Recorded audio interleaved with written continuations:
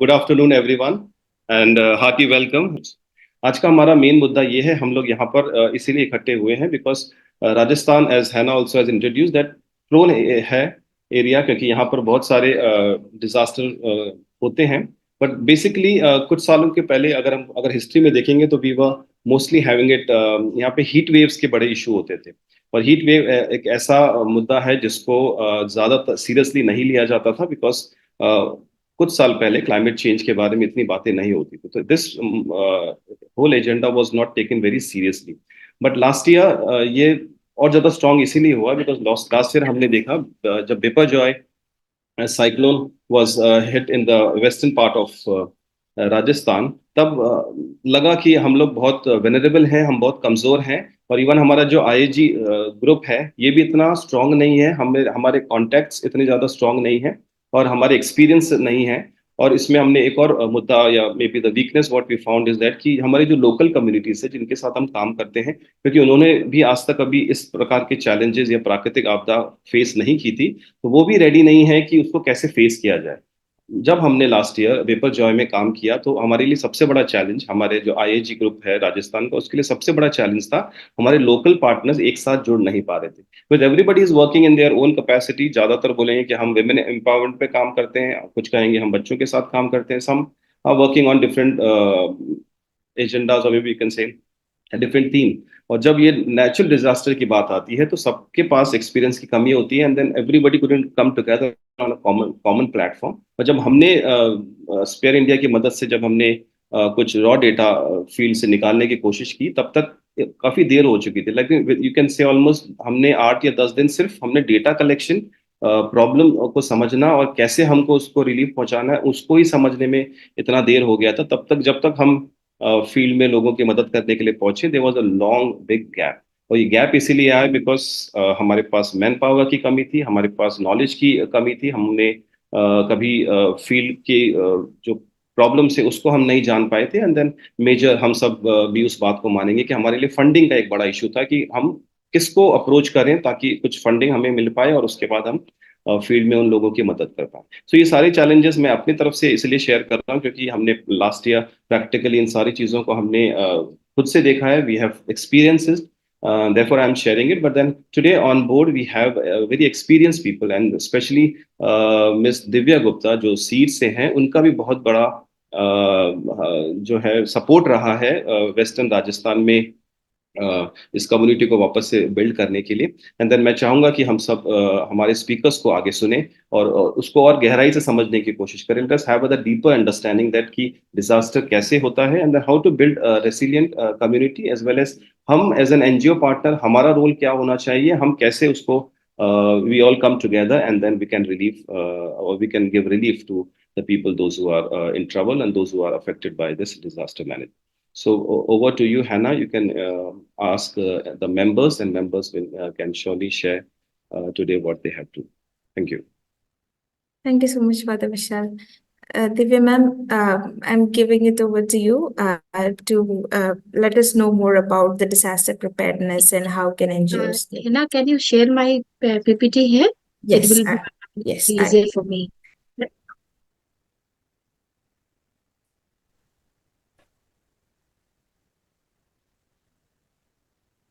Can you see, ma'am? Yes, I can see. Yes. So thank you, Father Vishal. जैसे कि आपने बोला, and seeds is always with our IAG and our partners. और fortunately ये साल हम लोग राजस्थान को एज ए अपना टारगेट स्टेट ले रहे हैं, और मेरे साथ मेरी कलीग रोजीना भी जुड़ी है। तो हम धीरे धीरे बायलेटरल भी सभी पार्टनर्स के साथ और आईएजी के साथ भी डिस्कशन करेंगे कि हमारी सीट्स की जो 2030 की स्ट्रैटेजी है उसमें हम कैसे हमारे आईएजी और आईएजी मेंबर्स को सपोर्ट कर सकते हैं, टेक्निकल सपोर्ट प्रोवाइड कर सकते हैं, रिसोर्स मोबिलाइजेशन में अच्छे डोनर्स के साथ कनेक्ट कर सकते हैं। बहुत सारा इनोवेशन का काम हुआ है, वो इनोवेशन के साथ में आपको कैसे जोड़ सकते हैं। तो हम एक अलग से भी उस पर डायलॉग और डिस्कशन करेंगे आईएजी के साथ में। और मेरा कांटेक्ट डिटेल मैंने पीपीटी में दिया है, और मैं रोजीना को भी बोलूंगी वो अपना कांटेक्ट डिटेल दे देंगे इसमें। तो आप फ्यूचर में भी आफ्टर दिस ट्रेनिंग भी हम सबके साथ में कांटेक्ट में रहेंगे और मिलके काम करेंगे। तो जैसे कि हिना ने मुझे जो एजेंडा भेजा था, तो हिना नेक्स्ट। तो उसके हिसाब से मुझे अगले 10 मिनट में जो बात करनी है, लेकिन हम अभी के अलावा भी अगर आपको लगे तो हम फर्दर भी बाद में डिस्कशन इस पे करेंगे कि कैसे हमें दो चीजें समझनी है, कि कैसे हमें पूरा कॉम्प्रिहेंसिवली, समग्र रूप से हमें हमारे रिस्क को समझना है। मान लीजिए कि अगर हम 40 गांव में काम कर रहे हैं या 50 गांव में काम कर रहे हैं, हमारे पर्टिकुलर जियोग्राफी का, हमारे एरिया का क्या रिस्क है, कौन कौन से हैजार्ड हैं वहां पे। दूसरा चीज हमें ये भी समझना है कि वल्नरेबिलिटी क्या है, कमजोरियां क्या क्या है, कि चाहे वो इंफ्रास्ट्रक्चर के रूप में हो, चाहे वो वहां के जो लोग हैं, उनके बीच में जो डिफरेंट कम्युनिटी मेंबर्स हैं, उनकी क्या क्या कमजोरियां हैं, क्या क्या वल्नरेबिलिटी है।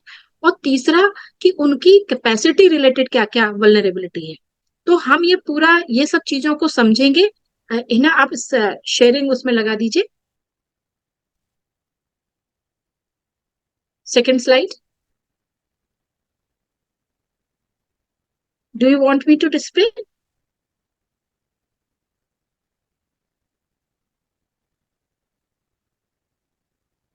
Do you want me to display? Hina आप म्यूट पर हैं। Please carry on ma'am, please carry on. Okay, तो हम दो चीजों को समझेंगे अगले 10 मिनट में, कि एक तो हम कैसे हमारा जो पूरा जो एक रिस्क है वो क्या है हमारे पर्टिकुलर एरिया का जहां हम काम कर रहे हैं। दूसरा चीज ये हम समझेंगे कि उस रिस्क को समझने के बाद हम कैसे अपने एरिया के लिए डिजास्टर मैनेजमेंट प्लान बनाएंगे। और हम जितना ज्यादा एज ए प्लान हम रेडी रहेंगे, एज ए ऑर्गेनाइजेशन हम रेडी रहेंगे, उतना ज्यादा हम सही से रिस्पॉन्स कर पाएंगे इन केस कोई इमरजेंसी हमारे एरिया में आती है। तो हमारी जो तैयारी है वो कम्युनिटी लेवल पे भी होनी है, ऑर्गेनाइजेशन लेवल पे भी होनी है, और ओवरऑल मिला के सारे स्टेक होल्डर, समाज, सरकार, बाजार, कि पूरा जो समाज है वो, जैसे जिसमें एनजीओ है, कम्युनिटी है, डिफरेंट स्टेक होल्डर्स हैं, और मार्केट के भी जो लोग हैं। जैसे मान लीजिए कि बहुत लोग जो अपने बिजनेस के लिए उस एरिया में काम करते हैं, उनका रोल भी इमरजेंसी में बड़ा इंपॉर्टेंट है। अगर हम टाइमली उनको मैप कर पाते हैं, समझ पाते हैं कि वो किस तरह से सपोर्ट पहुंचा पाएंगे, किस तरह से अपनी सर्विसेज पहुंचा पाएंगे, तो हमारे लिए इजी होगा टाइमली उनसे रिलेटेड सर्विसेज को ठीक कर पाना। और सरकार और जो पूरा लाइन डिपार्टमेंट है, या जो भी ग्रास रूट फंक्शनरीज गांव में काम करते हैं, वो सबकी क्या प्रिपेयर्डनेस लेवल है। तो ये दोनों चीजें समझना बहुत जरूरी है। पहले तो हम समझेंगे कि रिस्क क्या है, फिर उस रिस्क को समझने के बाद कैसे हम प्लान बनाएं, अपने एरिया का डिजास्टर मैनेजमेंट प्लान बनाएं, वो हम समझने की कोशिश करेंगे। नेक्स्ट। तो पहले भाग में हम ये एक लिस्ट समझ लेते हैं कि क्या क्या चीजें हैं जिससे हमें आइडेंटिफाई होगा कि क्या क्या रिस्क हमारे एरिया में है। नेक्स्ट। तो इसमें कौन कौन सी चीजें हमें ध्यान रखनी है। नंबर 1, हम कहाँ काम कर रहे हैं, अपने एरिया। जैसे मान लीजिए कि कोई एनजीओ ऐसे होंगे हमारे पार्टनर्स जो एक पूरे डिस्ट्रिक्ट में काम कर रहे होंगे, 2 डिस्ट्रिक्ट में काम कर रहे होंगे। कोई हमारे पार्टनर ऐसे होंगे जो पर्टिकुलर एक ब्लॉक में या कुछ गांव में काम कर रहे होंगे। तो हमारी जियोग्राफी कौन सी है उसको मैप करना। उसके बाद में हमें ये समझना है कि कौन कौन से हैजार्ड उस एरिया में, जो हमारा प्रीवियस एक्सपीरियंस है, पास्ट में हमने क्या क्या हैजार्ड वहां होते हुए देखे हैं। कुछ एरिया में ड्राउट का सिचुएशन होगा, हीट वेव का सिचुएशन होगा, कुछ एरिया में फ्लड का सिचुएशन होगा। बहुत इंडस्ट्रियल लोकेशंस हैं, तो हो सकता है इंडस्ट्रियल रिलेटेड जो एक्सीडेंट्स होते हैं, जो हैजार्ड होते हैं, उनके होने का डर होगा। अगर कोई कोई एरिया बहुत टूरिस्ट फ्लो वाला एरिया है, पुष्कर है अपना, जयपुर है, जोधपुर है, बहुत टूरिस्ट आते हैं, बहुत होटल्स हैं, बहुत ज्यादा ट्रैफिक होता है वहां पे, तो वो भीड़ वाले एरियाज में किस तरह के हैजार्ड हो सकते हैं। तो हमें एक तो ये समझना है कि कौन सी जियोग्राफी में हम काम कर रहे हैं। दूसरा चीज, हमें उस हमारी जियोग्राफी में कौन कौन से हैजार्ड अफेक्ट करते हैं, हमारे प्रीवियस एक्सपीरियंस से हमें लिस्ट आउट करना है। और कौन जो हैजार्ड हमारे एरिया को अफेक्ट करते हैं, उस हैजार्ड को ध्यान में रखते हुए कौन कौन से लोग वल्नरेबल हैं। और जो वल्नरेबिलिटी है वो लोगों के कॉन्टेक्स्ट में समझनी है कि कौन लोग कमजोर है। एक एक गांव में, एक कम्युनिटी में अगर 500 आदमी है, 1000 लोग हैं, तो 1000 में सारे लोग तो वल्नरेबल नहीं होंगे। कौन लोग वल्नरेबल है वो हमें लिस्ट आउट करना, और किस तरह की उनकी वल्नरेबिलिटी है वो समझना। और वो भी हमें हैजार्ड वाइज। कोई हो सकता है कि सिर्फ फ्लड की सिचुएशन में वो फैमिली या वो इंफ्रास्ट्रक्चर कमजोर होगा, लेकिन अर्थक्वेक के केस में शायद नहीं होगा, है ना। तो हैजार्ड वाइज हमें वल्नरेबिलिटी को लिस्ट आउट करना है, और वो लिस्ट करके फिर हमें अपने प्लान की तरफ बढ़ना है। तो ये एक स्टडी करना, रिसर्च करना बहुत जरूरी है। नेक्स्ट, फिर हमें ये समझना है कि इसकी इंपॉर्टेंस क्या है। और इसमें जब हम बात करते हैं तो इसमें सारे ही स्टेक होल्डर का रोल इंपॉर्टेंट है। हम एज ए एनजीओ अकेले काम नहीं कर सकते। गांव के लेवल पे जो हमारी पीआरआई है, जितने भी ग्रास रूट फंक्शनरीज हैं, कम्युनिटी के जो लीडर्स हैं, जो जिनको पूरा कम्युनिटी के बारे में पता है और कम्युनिटी के बीच में काफी एक्टिव होकर रोल प्ले करते हैं, और कम्युनिटी के अंदर जो कम्युनिटी मेंबर्स हैं, जो बहुत लास्ट माइल की फैमिलीज भी हैं, उनको, जैसे कि हम इंडिया के कॉन्टेक्स्ट में देखते हैं तो ज्यादातर स्टेट्स में कास्ट को लेके या रिलीजन को लेके या गरीबी और अमीरी को लेके एक काफी बड़ा एक क्लास, एक डिफरेंस है। जो लोग पावरफुल हैं वो हैजार्ड की सिचुएशन में भी कहीं ना कहीं अपने आप को, उनका नुकसान कम होता है और अपने आप को वापस रिकवर इजीली कर लेते हैं। पर जो कमजोर तबके हैं वो सिमिलर सिचुएशन में अपने आप को रिकवर नहीं कर पाते। कोविड हम सबको याद है, जो लोग के पास इतना एक एक पावर था या इतनी ताकत थी, रिसोर्स था कि वो महीने 2 महीने आराम से अपने फैमिली को खाना खिला सकते थे, वो आराम से लॉकडाउन में घर के अंदर बैठे थे। पर वहीं हमारे बीच ऐसी फैमिलीज थी जिनको ये पता नहीं था कि अगर मुझे कल मजदूरी नहीं मिलेगी, कल काम नहीं मिलेगा, तो मैं अपना घर का खर्चा कैसे चलाऊंगा। तो वो लोगों ने क्या किया कि वापस अपने नेटिव की तरफ पैदल ही निकल पड़े अपनी फैमिली को लेके, जिसमें रास्ते में उनका कितना नुकसान हुआ, कितने लोगों की जान गई, कितने लोग बीमार हुए, कितना सारा उनका रिसोर्सेस का वेस्ट हुआ। तो हमें ये समझना पड़ेगा कि कौन कौन से लोग हैं जो ज्यादा वल्नरेबल हैं, और उनकी वल्नरेबिलिटी किस तरह की है, और उस पर हम रिस्पॉन्स कैसे कर सकते हैं जब भी कोई हैजार्ड होता है, और क्या क्या रिसोर्सेज हमारे पास। ऐसा नहीं है कि सिर्फ प्रॉब्लम है, हमारे पास सोल्यूशन भी है। उस एरिया में सपोज अगर हम बोलते हैं कि इमीडिएटली कोई फ्लड हुआ और पीने के पानी का प्रॉब्लम होगा, तो क्या पहले से हमने मैप करके रखा है कि कौन कौन से हमारे पानी के सोर्सेज हैं जो फ्लड के टाइम पे भी सेफ वाटर के लिए एलिजिबल हैं। या अगर ड्राउट का सिचुएशन होता है और गांव में अगर 10 पानी के सोर्सेज हैं, पर 2 ही सोर्सेज ऐसे हैं कि ड्राउट सिचुएशन में भी उनमें पानी आता रहता है, तो क्या हमने हैजार्ड वाइज हमारे जितने रिसोर्सेज हैं उनको मैप किया है, या गांव में और जब हम रिसोर्सेज की बात करते हैं तो सिर्फ पैसे की बात नहीं होती। एक तो है पैसे की बात, दूसरी चीज बात यह है कि कितने हमारे पास जो सर्विसेज हैं, इंफ्रास्ट्रक्चर है, रिसोर्सेज है, उनकी बात। तीसरी बात आती है स्किल्स की, कि अगर हमारे विद इन द कम्युनिटी कौन कौन से लोग किस चीज में ट्रेंड है, जिनकी सपोर्ट, जिनका जो कंट्रीब्यूशन है हम आपदा के समय ले पाएंगे। तो 3 तरह से हमें रिसोर्सेज को मैप करना पड़ेगा कि कौन, मान लीजिए कौन पर्टिकुलर स्कीम में किस तरह का पैसा है जिसको हम इमरजेंसी में यूज करते हैं। जैसे अभी आपका जो 15 फाइनेंस कमीशन है, या आपके जो पीआरआई की जो डेवलपमेंट की स्कीम्स है, उसमें एक है कि आप इमरजेंसी में कितना पैसा यूज कर सकते हो इमरजेंसी की सिचुएशन में। दूसरा चीज, एनजीओ के पास अपने खुद के फंड है, या कोई एनजीओ फंड रेज कर सकता है इमरजेंसी के टाइम पे। या फिर सेल्फ हेल्प ग्रुप है जो कि कोई सर्विसेज प्रोवाइड करते हैं, और वो सर्विसेज वो इमरजेंसी में किस तरह से उनकी सर्विसेज लोगों को फायदा पहुंचा सकती है। तो एक तो हो गई पैसे की बात। दूसरा, आपका कौन कौन से रिसोर्सेज आपके पास है, मटेरियल या इंफ्रास्ट्रक्चर। मान लीजिए कि आपने ये मैप करके रखा है कि कौन कौन सी लोकेशन गांव में है जहां पे इमरजेंसी में लोगों को रिलोकेट करके रखा जा सकता है। वहां पे खाने की व्यवस्था है, पानी की व्यवस्था है, सोने की व्यवस्था है, और वो लोकेशन सेफ है हैजार्ड की सिचुएशन में।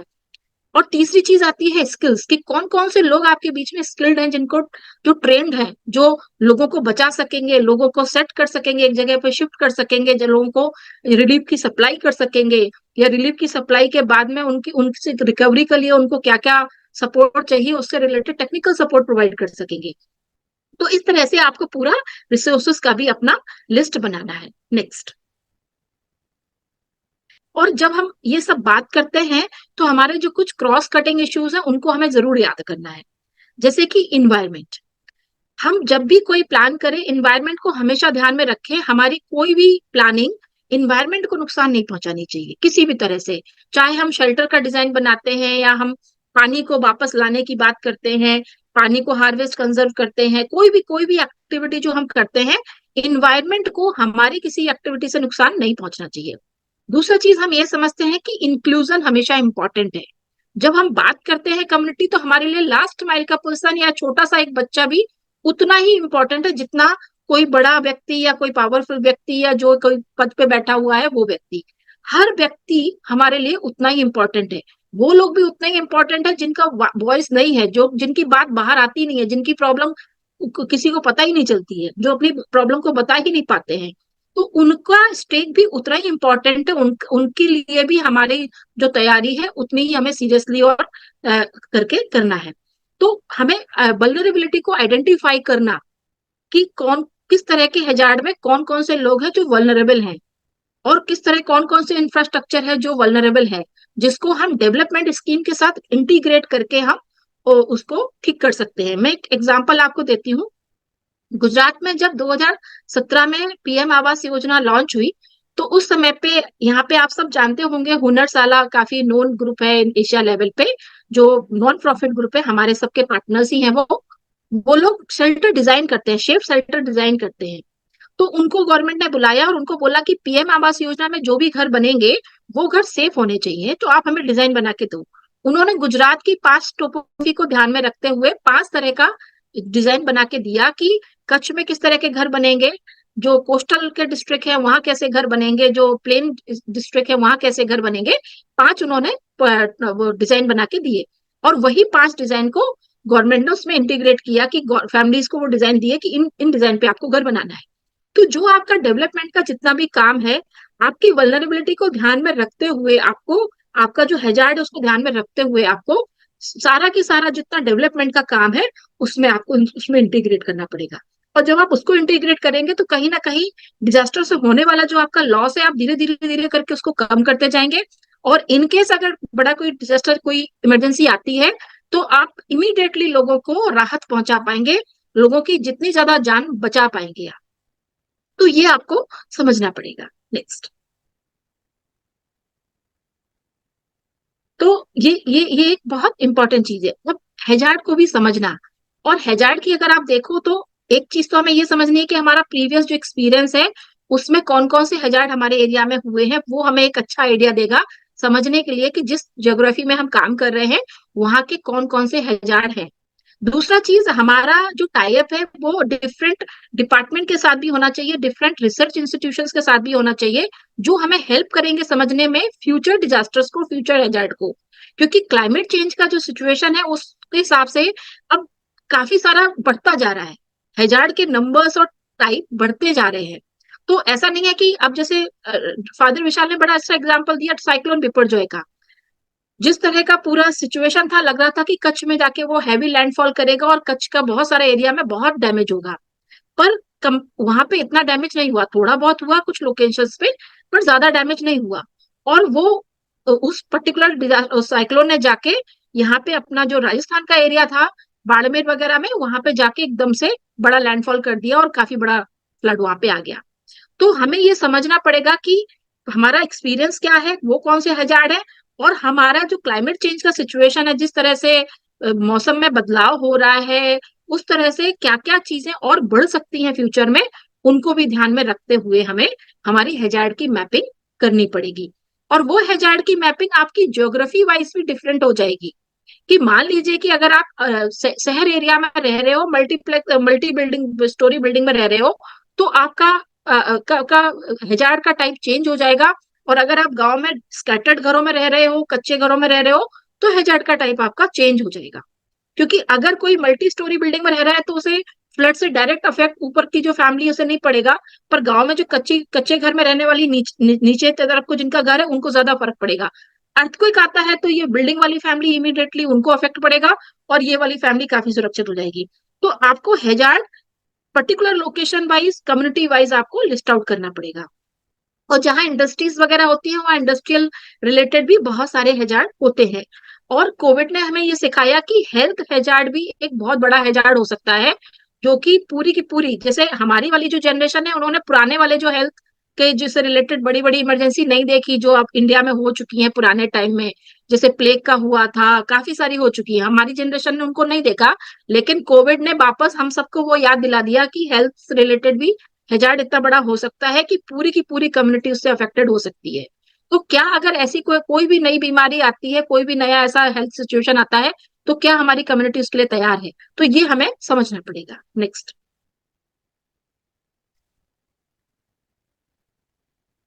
तो अगर हम ओवरऑल देखें तो ये इसमें जब हम बात करते हैं कि हम कैसे असेस करेंगे रिस्क को अपने एरिया के, तो उस रिस्क को असेस करने के लिए हमें लोकेशन समझनी है। लोकेशन के बाद में हमें वल्नरेबिलिटी समझनी है। वल्नरेबिलिटी 3 रूप से समझनी है, जिसमें इंफ्रास्ट्रक्चर रिलेटेड, कौन लोग वल्नरेबल हैं, और कि किस तरह की उनके हैजार्ड है। पहला चीज ये था कि हमें हैजार्ड को लिस्ट आउट करना पड़ेगा। दूसरा चीज हमें वल्नरेबिलिटी को समझना पड़ेगा। तीसरी चीज हमें जो है क्या क्या रिसोर्सेज हैं उनकी मैप करनी पड़ेगी। तो ये ओवरऑल हमारा, अगर हमें रिस्क को असेस करना है हमारे एरिया को, कि कैसे हमारी, अगर हम जिस लोकेशन पे काम कर रहे हैं 10,000 की पॉपुलेशन को कैटर कर रहे हैं, तो वो 10,000 की लोकेशन किस तरह के रिस्क में है, तो वो हमें पूरा ओवरऑल एक स्टडी करके समझना पड़ेगा। नेक्स्ट। तो जैसे कि ये पूरा मैंने एक समरी बनाने का कोशिश किया, क्योंकि थोड़ा ज्यादा डिटेल हो गया है। कि एक तो हमें होलिस्टिक अप्रोच में समझना पड़ेगा कि कौन कौन से तबके हैं जो अफेक्टेड हैं, कौन कौन से तबके हैं जो जिनको हमें ध्यान में रखना है। दूसरा चीज ये है कि हम पहले से आइडेंटिफाई कर सके कि कौन कौन से हैजार्ड हमारे एरिया में हो सकते हैं। तीसरा चीज, रिसोर्सेज जो है उनको कहाँ खर्चा करना है, रिसोर्सेज को कहाँ यूज करना है, चाहे वो पैसे से रिलेटेड रिसोर्सेज हो, चाहे वो इंफ्रास्ट्रक्चर से रिलेटेड रिसोर्सेज हो, मटेरियल से रिलेटेड रिसोर्सेज हो, चाहे वो स्किल से रिलेटेड रिसोर्सेज हो। फिर हमें ये समझना पड़ेगा कि जब भी हम कोई डेवलपमेंट से रिलेटेड काम कर रहे हैं, अगर हम एजुकेशन से रिलेटेड काम कर रहे हैं, तो हमें ये समझना पड़ेगा कि जिस स्कूल और जिन बच्चों के साथ हम काम कर रहे हैं वो बच्चे कैसे सेफ हों, यानी वो सेफ स्कूल को हम कैसे वो करके इंश्योर कर सकते हैं। अगर हम लाइवलीहुड में काम कर रहे हैं, तो जिन बहनों के साथ या जिन परिवारों के साथ हम काम कर रहे हैं, तो कोई भी एक्टिविटी उनकी इस तरह की नहीं होनी चाहिए जो उन्हें और ज्यादा वल्नरेबल बना दे, बल्कि ऐसी होनी चाहिए कि कोई भी आपदा आने के समय वो लोग ने अपने आप को टाइमली रिलीव कर पाए। और फिर है हमारा कम्युनिटी रेजिलियंस। कम्युनिटी की खुद की हमें कैपेसिटी को इतना बढ़ाना है, रिसोर्सेस समय पे उनको मिल जाए, उनकी एक तैयारी हो जाए, और उनकी स्किल बिल्डिंग इतनी हो जाए कि वो खुद ही किसी भी बड़ी आपदा को हैंडल कर सके, उससे बाहर आ सके। नेक्स्ट।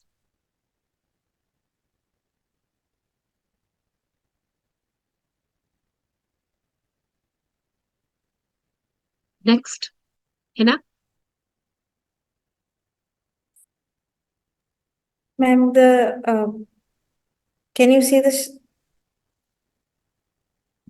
या जस्ट बिफोर दिस।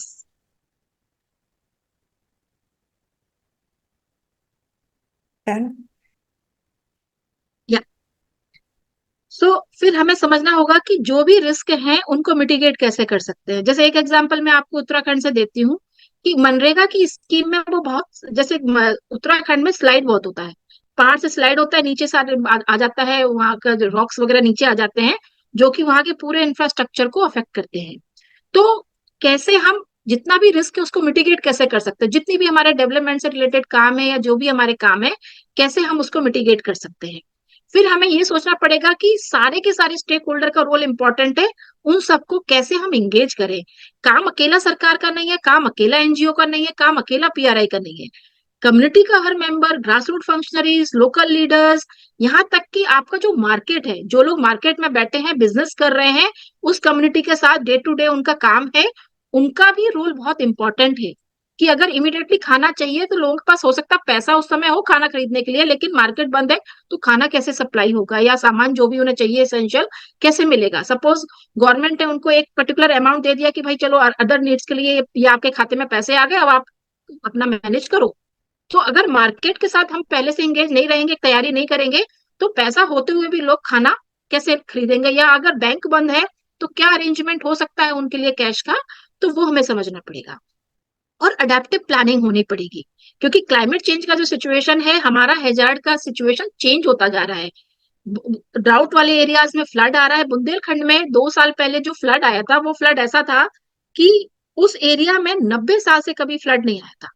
अब 90 ईयर से कभी फ्लड नहीं आया, तो ऑब्वियसली वहां की कम्युनिटी फ्लड को हैंडल करने के लिए तैयार नहीं थी। और राजस्थान की भी काफी लोकेशंस ऐसी हैं जो सालों से, 90 साल से, 100 साल से ड्राउट देख रही हैं, और वहां बहुत ज्यादा माइग्रेशन है, लोग ऑलमोस्ट गांव सारे खाली है, बुजुर्ग और लोग अकेले बचे हैं, और वो ऐसे गांव में फ्लड आ रहा है। तो हमें एडेप्टिव प्लानिंग करनी पड़ेगी, समझना पड़ेगा डिजास्टर, इसका क्लाइमेट चेंज के सिनेरियो को, उसको ध्यान में रखते हुए। और कैपेसिटी बिल्डिंग, जितना ज्यादा लोगों की कैपेसिटी हम बिल्ड कर पाएंगे उतना ज्यादा हम लॉस होने से रोक पाएंगे। और सस्टेनेबिलिटी एंड ग्रोथ, जो पूरा हमारा जैसे डेवलपमेंट का जो पूरा एस्पेक्ट है या जितने भी हमारे डेवलपमेंट डेफिसिट्स हैं उनको ध्यान में रखते हुए और लोगों को जितना ज्यादा हम प्रिपेयर कर सकते हैं ये हमें ध्यान रखना है। नेक्स्ट, अब हमने ये 3 चीजें समझ ली। नेक्स्ट, अब हमने 3 चीजें समझ ली। पहला है हमारे क्या क्या हैजार्ड है, दूसरा है कि हमारी क्या क्या वल्नरेबिलिटी है, तीसरा हमारे क्या क्या रिसोर्सेस है। ये 3 चीजें समझ के अब हमको प्लान बनाना है हमारे एरिया के। नेक्स्ट, तो क्या क्या स्ट्रैटेजी हम प्लान कर सकते हैं उसको बनाने के लिए। सबसे पहला चीज है आपका कम्युनिटी का इन्वॉल्वमेंट। कम्युनिटी ही अपने आप को सबसे ज्यादा जानती है, हम और आप इतना नहीं जानते। हम गांव में जाते हैं, काम करते हैं, एक ओवरऑल समझ हमारी है, लेकिन अपने गांव, अपनी सिचुएशन, अपनी परिस्थिति को वो कम्युनिटी मेंबर जितना अच्छे से जानता है उतना अच्छे से कोई भी नहीं जानता। तो कम्युनिटी का इन्वॉल्वमेंट, उनकी बात को समझना और उनको ही हर एक डिसीजन मेकिंग में इन्वॉल्व करना और हर एक तरह के एग्जीक्यूशन में उनको इन्वॉल्व करना, और क्योंकि अल्टीमेटली उनको ही फेस करना है पूरा सिचुएशन, तो उनको उनका एंगेजमेंट डिसीजन मेकिंग में, प्लानिंग में और एग्जीक्यूशन में बराबर होना बहुत जरूरी है। और कम्युनिटी की जब हम बात करते हैं तो कम्युनिटी का हर तबका, ऐसा नहीं है कि वो लोग जो बड़े एक्टिव है वो लोग आके हर प्लानिंग में पार्टिसिपेट करेंगे, पर जो लोग कमजोर है वो बेचारे पीछे रह गए, उनका तो वॉइस किसी ने सुना ही नहीं। तो ये बहुत हमें ध्यान रखना है। नेक्स्ट, फिर हमें समझना है कि रिस्क क्या है, कि कौन कौन से हैजार्ड हैं और वो हैजार्ड में कौन कौन सी लोकेशंस हमारी अफेक्टेड होती हैं, क्या क्या वल्नरेबिलिटी है और क्या क्या कैपेसिटी है, ये समझना और वो समझ के फिर हमें प्लान में इसको डालना कि हमारा XYZ विलेज है, यहाँ पे ये हैजार्ड है, ये रिस्क है। और मान लीजिए कि ये सिचुएशन में हम प्रेग्नेंट लेडीज को कैसे सपोर्ट करेंगे, छोटे बच्चों को कैसे सपोर्ट करेंगे, जिनके यहाँ जानवर हैं उनको जानवरों को कैसे प्रोटेक्ट करेंगे, ये सब चीजें हमें ध्यान में रखनी है। नेक्स्ट, फिर हमें रिसोर्स मैपिंग, जैसे कि मैंने आपको बताया कि रिसोर्स हमें 3 तरह से देखने हैं। नंबर 1 पैसा, नंबर 2 जो भी इंफ्रास्ट्रक्चर है या जो भी स्किल्स हैं लोगों की, उनको हमें ध्यान में रखते हुए कि हमारी हम लोकेशन मैप करेंगे कि कौन कौन सी सेफ लोकेशंस है, या अगर पानी नहीं मिलता है इमरजेंसी के टाइम तो पानी कहाँ मिल सकता है, या सामान की जो सप्लाई है वो इमरजेंसी में कहाँ से हो सकती है, कौन लोग हमारे यहाँ स्किल्ड हैं जो कि इमीडिएटली हमें सपोर्ट पहुंचा सकते हैं। तो ये हमारा रिसोर्स मैपिंग उसमें करना। फिर हमारे लिए कस्टमाइज ट्रेनिंग एंड एजुकेशन, लोगों को बहुत अवेयरनेस देना और ट्रेंड करना और कस्टमाइज, अगर उस गांव की जो हैजार्ड है, जो वल्नरेबिलिटी है, उसी को ध्यान में रखते हुए उनको ट्रेनिंग देनी है। ऐसा नहीं होगा कि जो हमारी कश्मीर में जो हमने ट्रेनिंग प्लान की थी वो हमारी राजस्थान में काम आ जाएगी। इवन राजस्थान में भी जो ट्रेनिंग हमने जयपुर डिस्ट्रिक्ट के लिए प्लान की होगी वो हमें बाड़मेर में काम नहीं आएगी, और जयपुर डिस्ट्रिक्ट के अंदर भी जो जयपुर सिटी के लिए प्लान की होगी वो हमारे किसी इंटीरियर गांव में काम नहीं आएगी। तो हमें ये चीज को बहुत मतलब प्लान करके कस्टमाइज तरीके से उनके लिए ट्रेनिंग प्लान बनाना है और उनको ट्रेन करना है। और ट्रेनिंग में लास्ट माइल के लोगों को छोड़ना नहीं, हर किसी को ट्रेन करना है और उन्हें पता होना चाहिए कि ये सिचुएशन में हम कैसे हैंडल करेंगे, और उनकी day to day development activities में वो इसको इंक्लूड करेंगे। नेक्स्ट, फिर है early warning system. Early warning system का मतलब सिर्फ सरकार या IMD या मौसम विभाग नहीं है, ये लास्ट माइल तक आपका मैसेज पहुंचना चाहिए कि आज बहुत लाइटनिंग इतने बजे से इतने बजे तक इस डिस्ट्रिक्ट में होने वाली है या इस ब्लॉक में होने वाली है, तो जो लोग भी हैं वो अपने आप को सेफ रखें। तो 2 तरीके से लोगों तक वो अर्ली वार्निंग का समझ होना चाहिए। नंबर 1 कि पर्टिकुलर हैजार्ड में अपने आप को सेफ रखते कैसे हैं, मान लीजिए लाइटनिंग से सेफ रखते कैसे, पहले तो मुझे यही पता होना चाहिए। फिर मुझे सही टाइम पे ये पता होना चाहिए कि मेरे एरिया में कब लाइटनिंग होने वाली है। अगर लास्ट माइल तक वो SMS के थ्रू, कम्युनिटी इंगेजमेंट के थ्रू या कम्युनिटी लेवल का जो अपना कम्युनिकेशन सिस्टम है, रेडियो, हैम रेडियो के थ्रू, कम्युनिटी रेडियो के थ्रू, कैसे वो इन्फॉर्मेशन को टाइमली वहां पहुंचाया जा सकता है, ये बहुत इंपॉर्टेंट है, इसका प्लानिंग उसमें डालना। नेक्स्ट, और इवैक्यूएशन प्लान बनाना। ऐसा नहीं है कि आज डिजास्टर हो गया अब हम सोच रहे हैं कि भाई कैसे हम अपने आप को इवैक्यूएट करें, कैसे जान बचा के बाहर आए। ये प्लान पहले से होना चाहिए कि गांव में कौन लोग हैं जो इसके लिए स्किल्ड हैं, क्या क्या मटेरियल है जो हमारे पास है। लाइक अगर फ्लड की बात करें तो बोट्स वगैरह हैं या लाइफ जैकेट वगैरह है, रस्सी वगैरह है ना। या जैसे हम पहाड़ पे अगर काम कर रहे हैं तो कितने लोगों के पास, हमारे पास पालकी है, कितने लोगों के पास घोड़े हैं, कितने लोगों के पास म्यूल है, वो हमें ध्यान में रख के हमें करना। आप जस्ट मुझे एक ही सेकंड दीजिए, एक ही सेकंड मुझे दीजिए।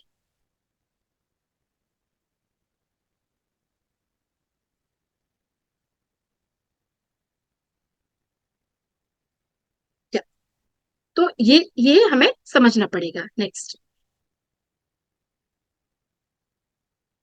Partnership and collaboration. मैंने ये बहुत एक्सपीरियंस किया, अभी मुझे 20 इयर्स होने वाले हैं जून में। पिछले 20 साल से मैं इस सेक्टर में काम कर रही हूँ। मैंने ये देखा, शुरुआत में जब हमारी जर्नी शुरू हुई, हम लोग ज्यादा एनजीओ काफी कोलैबोरेटिव होके काम करते रहे, जिसमें सरकार अपना अलग एफर्ट कर रहा है, हम अपना अलग एफर्ट कर रहे हैं, हम सरकार को जाके रिपोर्ट कर रहे हैं कि हमने इतना काम कर लिया, या हमें ये काम करना है, इसकी परमिशन दे दो, या फाइनल काम हो गया तो उसकी रिपोर्ट दे दी। लेकिन फिर धीरे धीरे ये हम लोग आईएजी जो हमारे देश में काफी अच्छे काम कर रहे हैं, लगभग मतलब करीब 26 स्टेट्स में आईएजी एक्टिव हैं, और कुछ आईएजी बहुत अच्छा काम कर रहे हैं। तो धीरे धीरे आईएजी ने गवर्नमेंट के साथ मिलकर काम करना शुरू किया। हम जो भी काम करें वो काम मिलके करें, ताकि हम एक दूसरे के काम को सप्लीमेंट और कॉम्प्लीमेंट कर सके। दोनों के पास कुछ रिसोर्सेस है, दोनों के पास नॉलेज है, दोनों के पास कम्युनिटी से एक कनेक्शन है, रिलेशन है, कैसे हम उसको लिवरेज कर सके। धीरे धीरे हमें यह भी समझना होगा कि हम बाकी के स्टेक होल्डर्स को भी छोड़ नहीं सकते। जैसे कि आपका इंश्योरेंस कंपनी है, आपका बैंक है, आपके सीएसआर ग्रुप्स हैं, आपके बहुत सारे क्लब काम कर रहे हैं, बहुत सारे जाति आधारित जो ग्रुप होते हैं वो काम करते हैं। जैसे मैं गुजरात का एग्जांपल दूं तो यहाँ पटेल समुदाय के लोगों का अपना एक बड़ा ग्रुप होता है, वो लोग काम करते हैं। किसी भी आपदा में सबसे पहले जो अगर खाना लेके निकलते हैं, कुक्ड फूड लेके निकलते हैं, फूड पैकेट लेके निकलते हैं, तो वो वही लोग निकलते हैं। तो हमें वो स्टेक होल्डर को भी समझना है, उन्हें भी छोड़ना नहीं है, और उन्हें इस पूरी प्लानिंग में शामिल करना है। तभी हमारी जो ताकत है वो बढ़ेगी और हम और ज्यादा अच्छा काम कर पाएंगे। नेक्स्ट,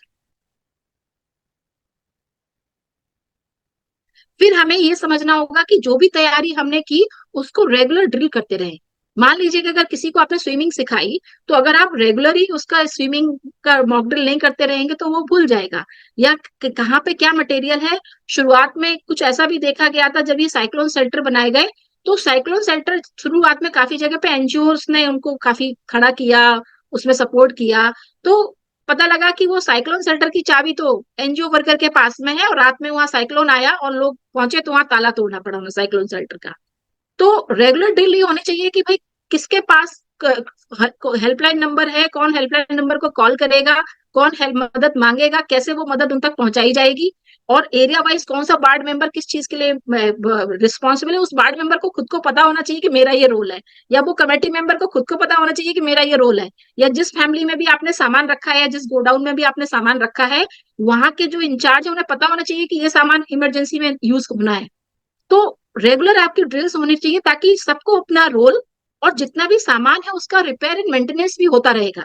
अगर आप रेगुलर ड्रिल नहीं करेंगे तो बहुत सारा सामान आपका डिसफंक्शनल हो जाएगा। तो वो करना बहुत जरूरी है। और बहुत बार नए स्टेक होल्डर भी ऐड होते हैं ना, जैसे मान लीजिए नई जनरेशन आ रही है, नए स्टाफ आते हैं, नए लोग आते हैं, तो आप रेगुलर ड्रिल नहीं करेंगे तो नए लोग उसमें आपके इन्वॉल्व नहीं हो पाएंगे। पुराने लोग, कई लोग रिटायर्ड होंगे, कई लोग जॉब छोड़ के जाएंगे, कई लोग गांव चेंज करके जाएंगे, या कई लोग इलेक्शन हार के नई टीम आ जाएगी। तो अगर नए लोग जुड़ेंगे तब तो आपको बराबर रेगुलर ड्रिल करनी पड़ेगी। नेक्स्ट, फिर ये सस्टेनेबल प्रैक्टिस इन्वायरमेंट को ध्यान में रखते हुए हमारा पूरा जो काम है ये होना चाहिए। तो हमारे डीएम प्लान में जो भी बात हम रखते हैं, जो भी हम तैयारी रखते हैं, वो सब इन्वायरमेंट को ध्यान में रखते हुए होनी चाहिए। Next,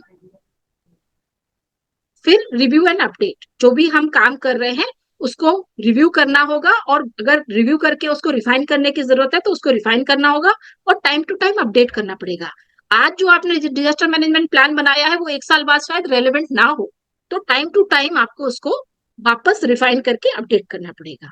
so this is all from my side. अगर किसी का कोई सवाल हो, और ये मेरा कॉन्टेक्ट डिटेल है, तो मेरा रिक्वेस्ट है कि सभी पार्टनर्स इसको नोट कर लें। कभी भी आपको लगे कि सीट्स आपके एरिया में आके आपको सपोर्ट कर सकता है, टेक्निकल सपोर्ट पहुंचा सकता है, तो we are very happy to support. Thank you so much, Divya ma'am.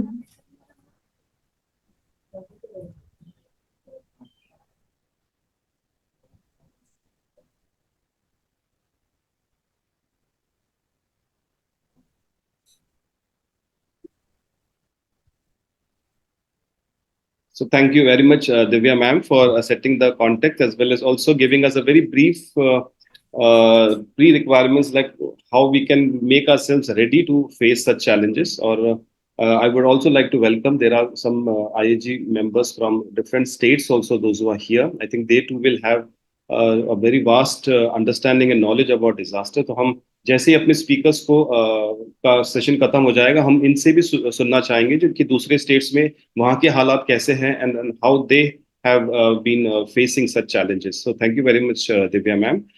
Thank you. Yeah. So I asked Hannah to call the second. Thank you so much, sir. So now I would like to call Ms. Devadrita Sengupta ma'am. She will be talking more on the challenges that we NGOs face in interagency coordination, mostly on an NGO perspective. Ma'am, over to you. Yeah, Hannah, could you display the presentation?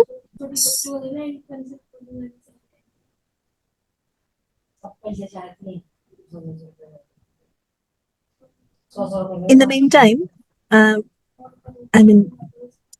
thanks to my previous speaker, I was very happy to see the preparedness points, especially the summary points she mentioned at the end.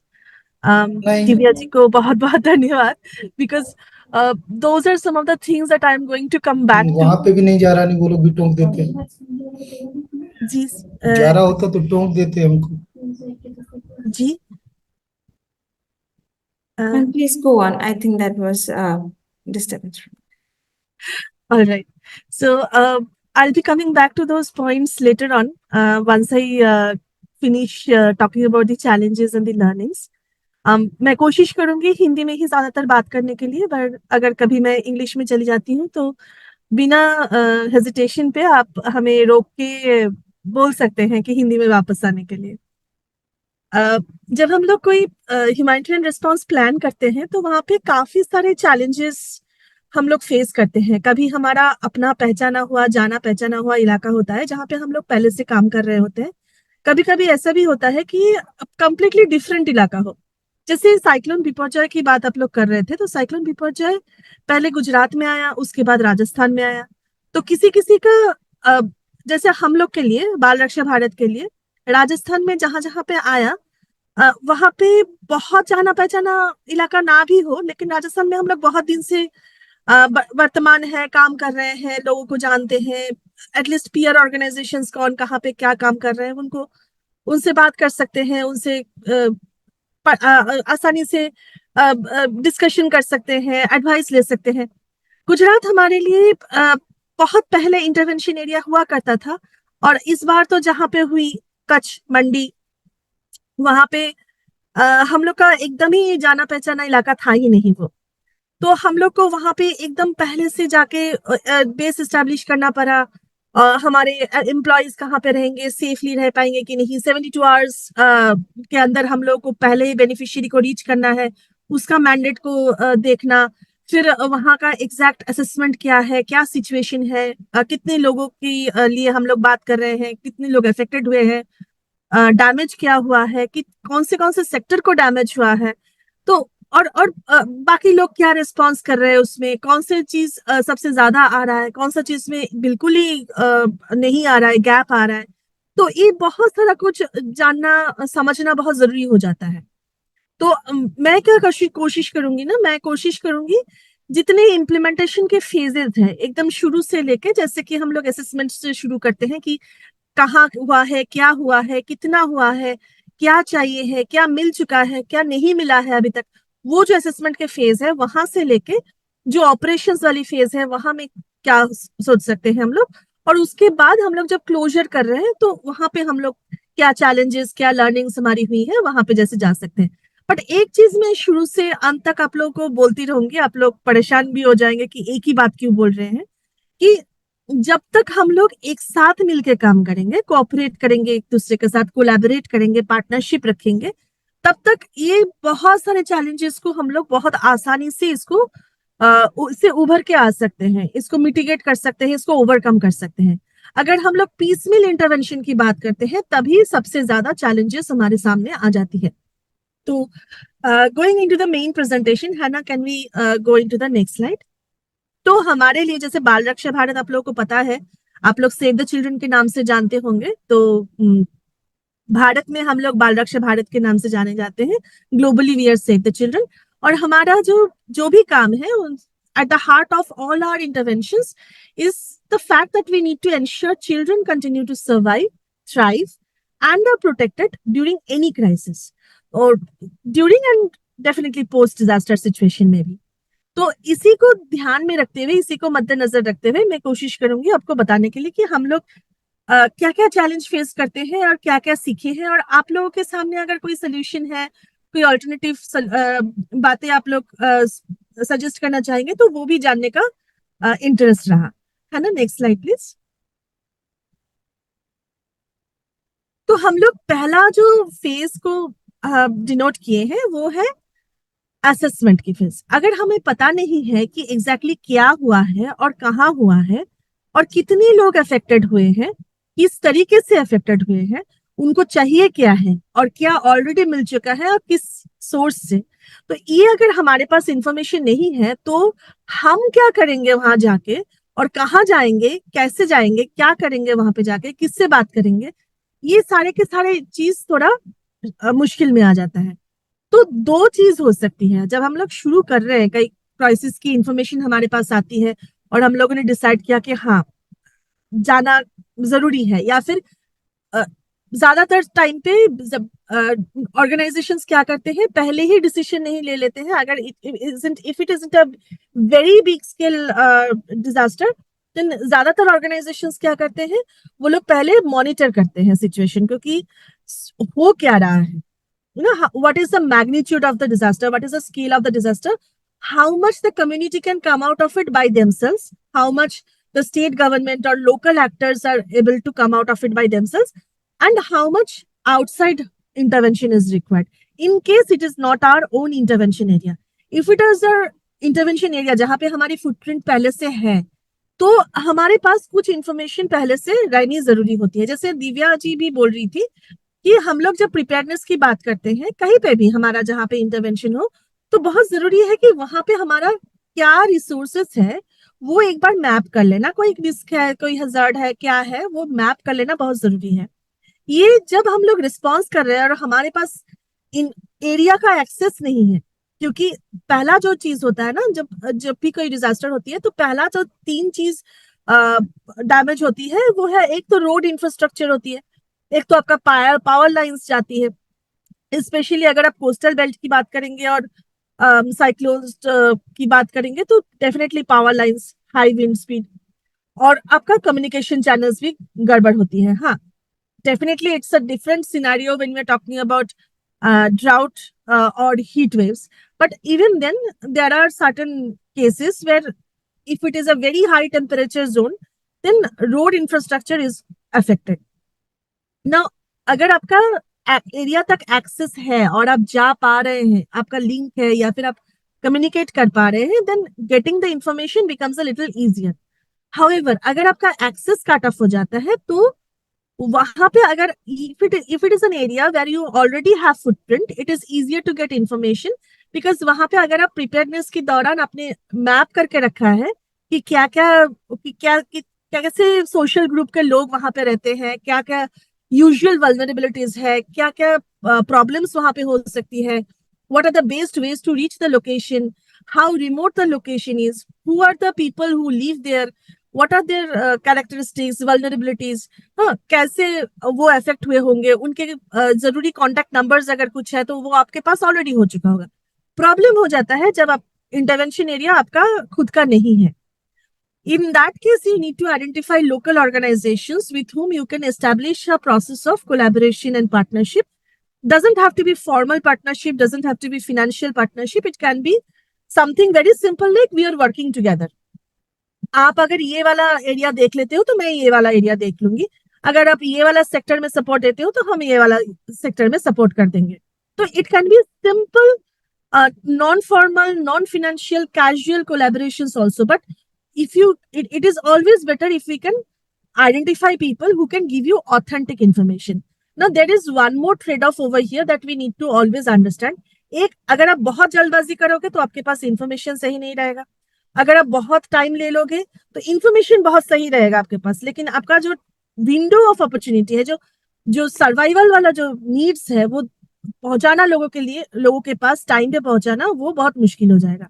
तो आपको वो बहुत balance में करके, इसीलिए ये जो challenge है ना, getting authentic information from the ground, understanding exactly who we are working for and what exactly are the gap areas that has not been responded to by any other organization, वो समझने के लिए बहुत कम time हमारे पास आते हैं। तो इसलिए बहुत इंपॉर्टेंट होता है उसको मिटिगेट करने के लिए, ये चैलेंज मिटिगेट करने के लिए, ओवरकम करने के लिए, कि हम लोग आइडेंटिफाई कर ले कि लोकल पीयर ऑर्गेनाइजेशंस कौन से हैं एंड हम लोग क्या कर सकते हैं, जो हमारा यूएसपी है उन लोग का क्या हो सकता है जो उनका यूएसपी है, एंड हम लोग एक साथ कैसे काम कर सकते हैं।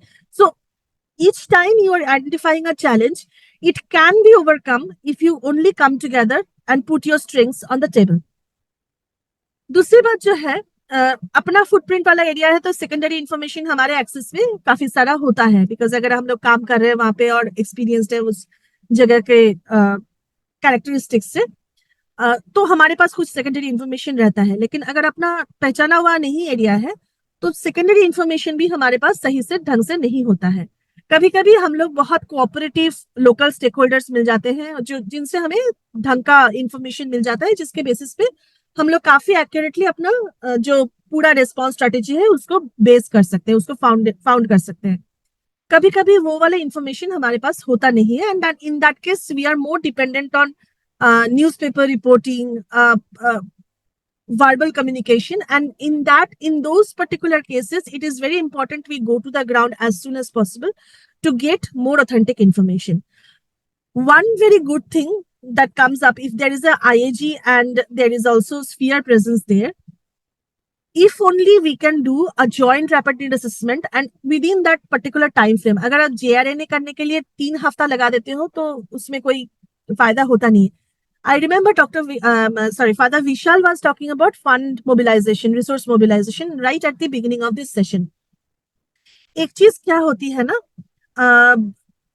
अगर आपको फंड मोबिलाइज करनी है, रिसोर्स मोबिलाइज करनी है, तो आपको ना बहुत ऑथेंटिक इंफॉर्मेशन डोनर को देना होता है।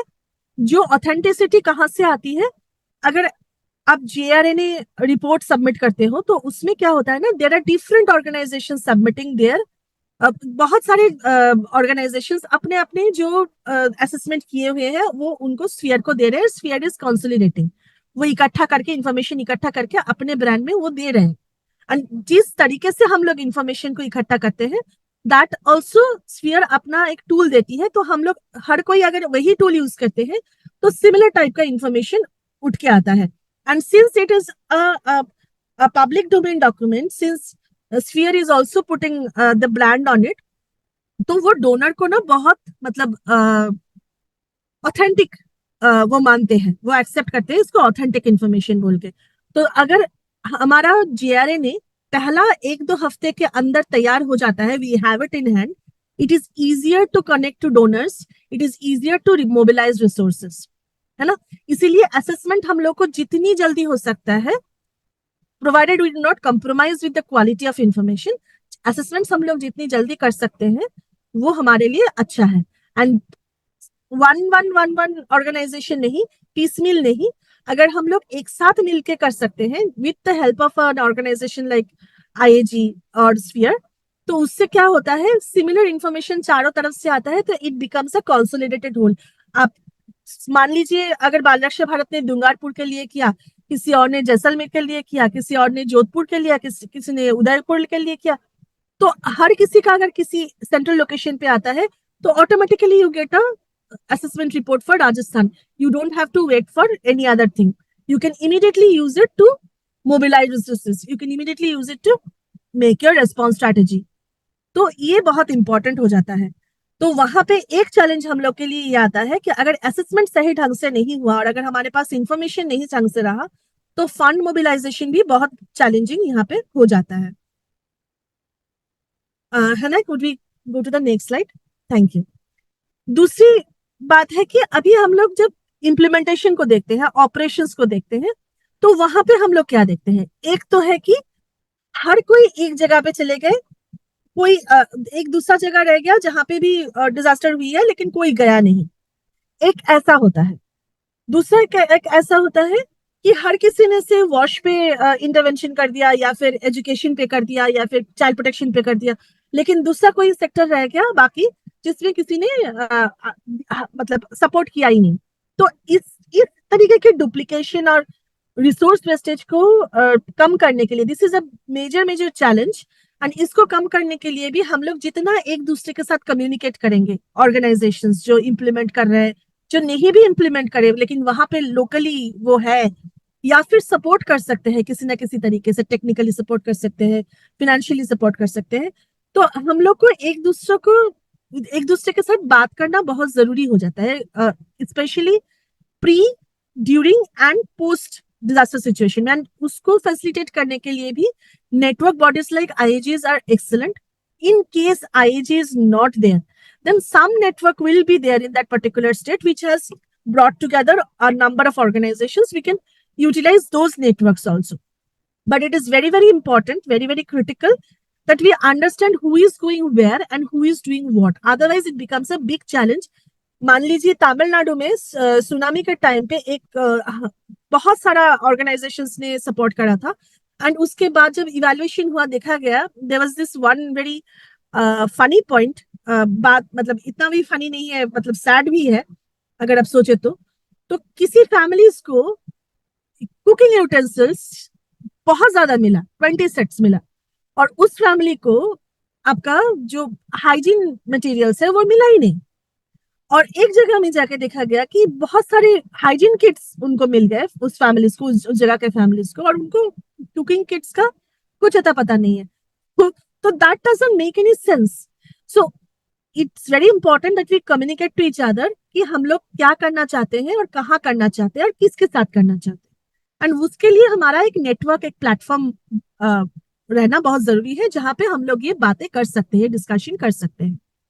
दूसरी बात है, अगर हम लोग नए जगह में जा रहे हैं तो वहां पे इमीडिएटली हम लोग को बेस सेटअप करना होता है ना। हम कोई अकेला तो जाके नहीं करेगा हर काम, तो वहां पे एक ऑफिस स्पेस सेटअप करनी होती है, आपको वेंडर्स देखने होते हैं, मार्केट है कि नहीं देखने होते हैं, वेंडर्स के साथ आपको, अगर आप पेपर वर्क ही सिर्फ देख ले तो आपको, अगर आप ऑडिट रिक्वायरमेंट्स भी पूरी करना चाहते हैं, आपका डोनर का रिक्वायरमेंट्स भी पूरी करना चाहते हैं, तो you have to do a lot of paper work also. तो उसके लिए आप लोग को बहुत सारा काम करना होता है बहुत शॉर्ट टाइम में। वेयर हाउसिंग देखना होता है, स्टॉक मैनेजमेंट देखना होता है, वेंडर को असिस्ट करना होता है, मार्केट कौन सा लेंगे आप, वहां पे आपको सही तरीके से आपको बिल्स वगैरह सब मिलेंगे कि नहीं, आपको logistics and supply chain establish करना होता है, आपका आपके पूरा टीम वहां पे जाके रहेगा, सो सेफली रह पाएंगे कि नहीं, वहां से जाके काम कर पाएंगे कि नहीं, all those kind of things you have to set up in a Hari.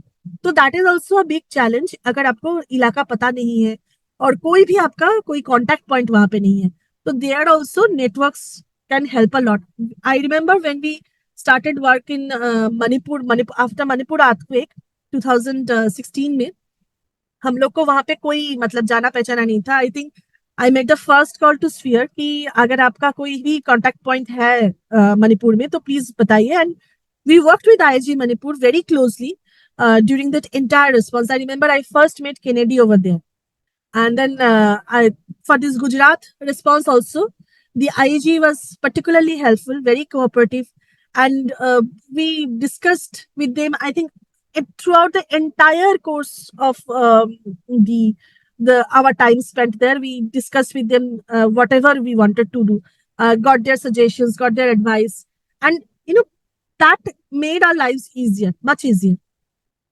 So that is one point. Second thing, आप कम्युनिटी में जा रहे हैं, अगर आप सिर्फ अपनी बात करके चले आएंगे तो एक तो है कि अगर अकाउंटेबिलिटी की बात आ जाती है, हम लोग जब कोर ह्यूमैनिटेरियन स्टैंडर्ड्स की बात करते हैं तो उसके फॉर्मेट में ये नहीं रहा, हम लोग बस गए, बात करें, सामान देके चले, that is not the way to do things. We need to ensure that community को भी अपनी बात रखने का, अपना साथ देने का अपॉर्चुनिटी मिलता है।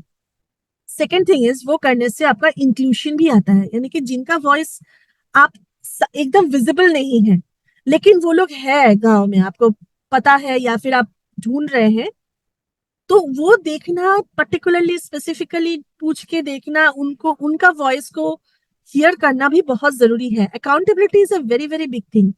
अगर हम लोग गए और बस सामान देके चले आए, that is not the way to do things. वो तो कैसे भी कर सकते हैं, उसके लिए इतना बड़ा सेटअप करने की, इतना बात करने की, इतना डॉक्यूमेंटेशन, इतनी चीज की तो जरूरत नहीं है। लेकिन we are accountable for to we are working for, है ना। हम लोग अगर बच्चों के लिए काम करते हैं तो उनके लिए हम अकाउंटेबल है। अगर आप महिलाओं के लिए काम करते हैं तो आप महिलाओं के लिए अकाउंटेबल है। आप खुद के लिए भी अकाउंटेबल है, आप डोनर के साथ भी अकाउंटेबल है, क्योंकि आप उनसे फाइनेंशियल रिसोर्सेस लेके ये पूरा रिस्पॉन्स प्लान कर रहे हैं, है ना। तो how we can express that accountability and ensure that the community has a place to go if they are not happy with us. So that is also something, because ये उनका right है, ये हम लोग कुछ उनको दान में नहीं दे रहे, खैरात में नहीं दे रहे, तो ये उनका राइट है मिलना। तो उस हिसाब से जब हम लोग जाएंगे तो इंक्लूशन एंड अकाउंटेबिलिटी को याद रखना बहुत जरूरी है, लेकिन ये बहुत चैलेंजिंग भी है। जैसे one of our responses we kept on asking people कि आप मतलब सारे के सारे ग्रुप्स है कि नहीं। we kept on asking different groups and all they kept on saying कि हाँ हाँ सबको पता है, सब सुन रहे हैं, सब पता है। then one day right before the distribution we took a walk कि entire village को एक बार घूम के फिर से देख के आते हैं। and we discovered there were still some households who hadn't heard कि हम लोग वहां पे काम कर रहे हैं, उनको पता ही नहीं था। तो inclusion is a very very big challenging thing in within that particular time frame, because हम लोग बहुत जल्दबाजी में होते हैं। एक तो 72 आवर्स का मैंडेट होता है, जैसे हम लोग का 72 आवर्स का मैंडेट होता है कि एटलीस्ट कुछ लोगों तक आप पहुंचो, तो एक ये होता है। दूसरा है कि जितनी जल्दी आप सामान उनके तरफ पहुंचा पाओगे, सपोर्ट उनको पहुंचा पाओगे, तभी उनका मतलब कुछ हल होगा ना। उस सर्वाइवल नीड्स होती है, जो भी मतलब उनको चाहिए होता है उस टाइम में, बहुत जल्दबाजी में चाहिए होता है। तो इतना सारा सब कुछ हम लोग हमेशा हमारे दिमाग में रहता नहीं है, but it has to be put there in our organisation SOP. जब हम प्रिपेयर्डनेस में काम कर रहे हैं, प्रिपेयर्डनेस में ये भी एक चीज होना है कि हम लोग immediately after the trigger is there हम लोग करेंगे क्या step by step, and some very specific things that ये हम करेंगे इंक्लूजन को एंश्योर करने के लिए, ये हम करेंगे अकाउंटेबिलिटी को एंश्योर करने के लिए, तो लाइफ इजियर हो जाता है। अगर डिजास्टर के बाद आप फिगर आउट करने जाओगे तो वो बहुत चैलेंजिंग हो जाता है। Excuse me, ma'am.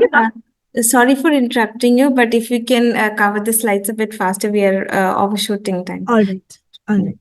So the next point is about the right kit. अगर आप जितना बात करोगे उतना आपको समझ में आएगा कि आप राइट चीज उनके लिए सामान ले रहे हो कि नहीं, राइट आइटम्स उनके लिए ले रहे हो कि नहीं।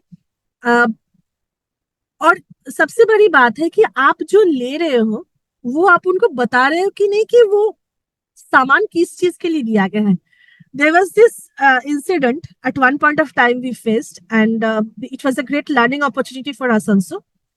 We thought we were being very environment friendly. We were giving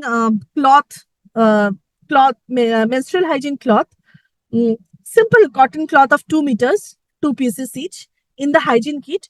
And since there were a lot of mixed beneficiaries, mixed gender beneficiaries, we did not tell very clearly ki this is the purpose is this.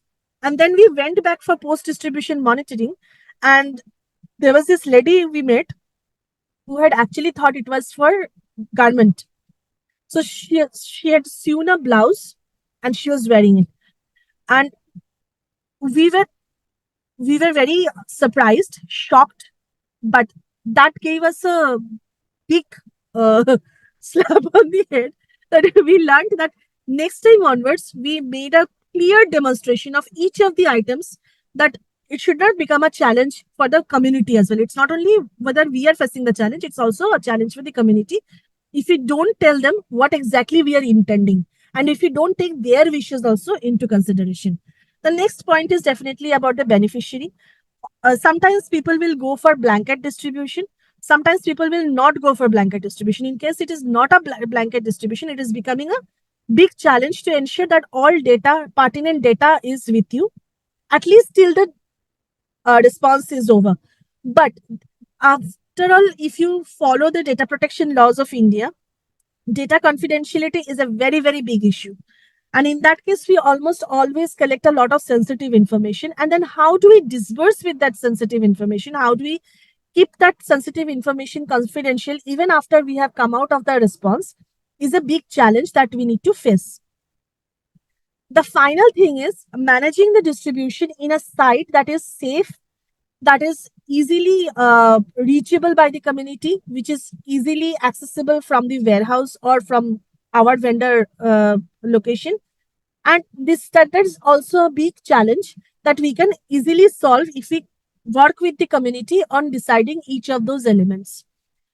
Then there is another challenge that we face if there is a cash voucher assistance program in our responses, like funds transfers. Most of the time, the community might have bank accounts, but they are usually dormant because people are not very active in maintaining their bank accounts.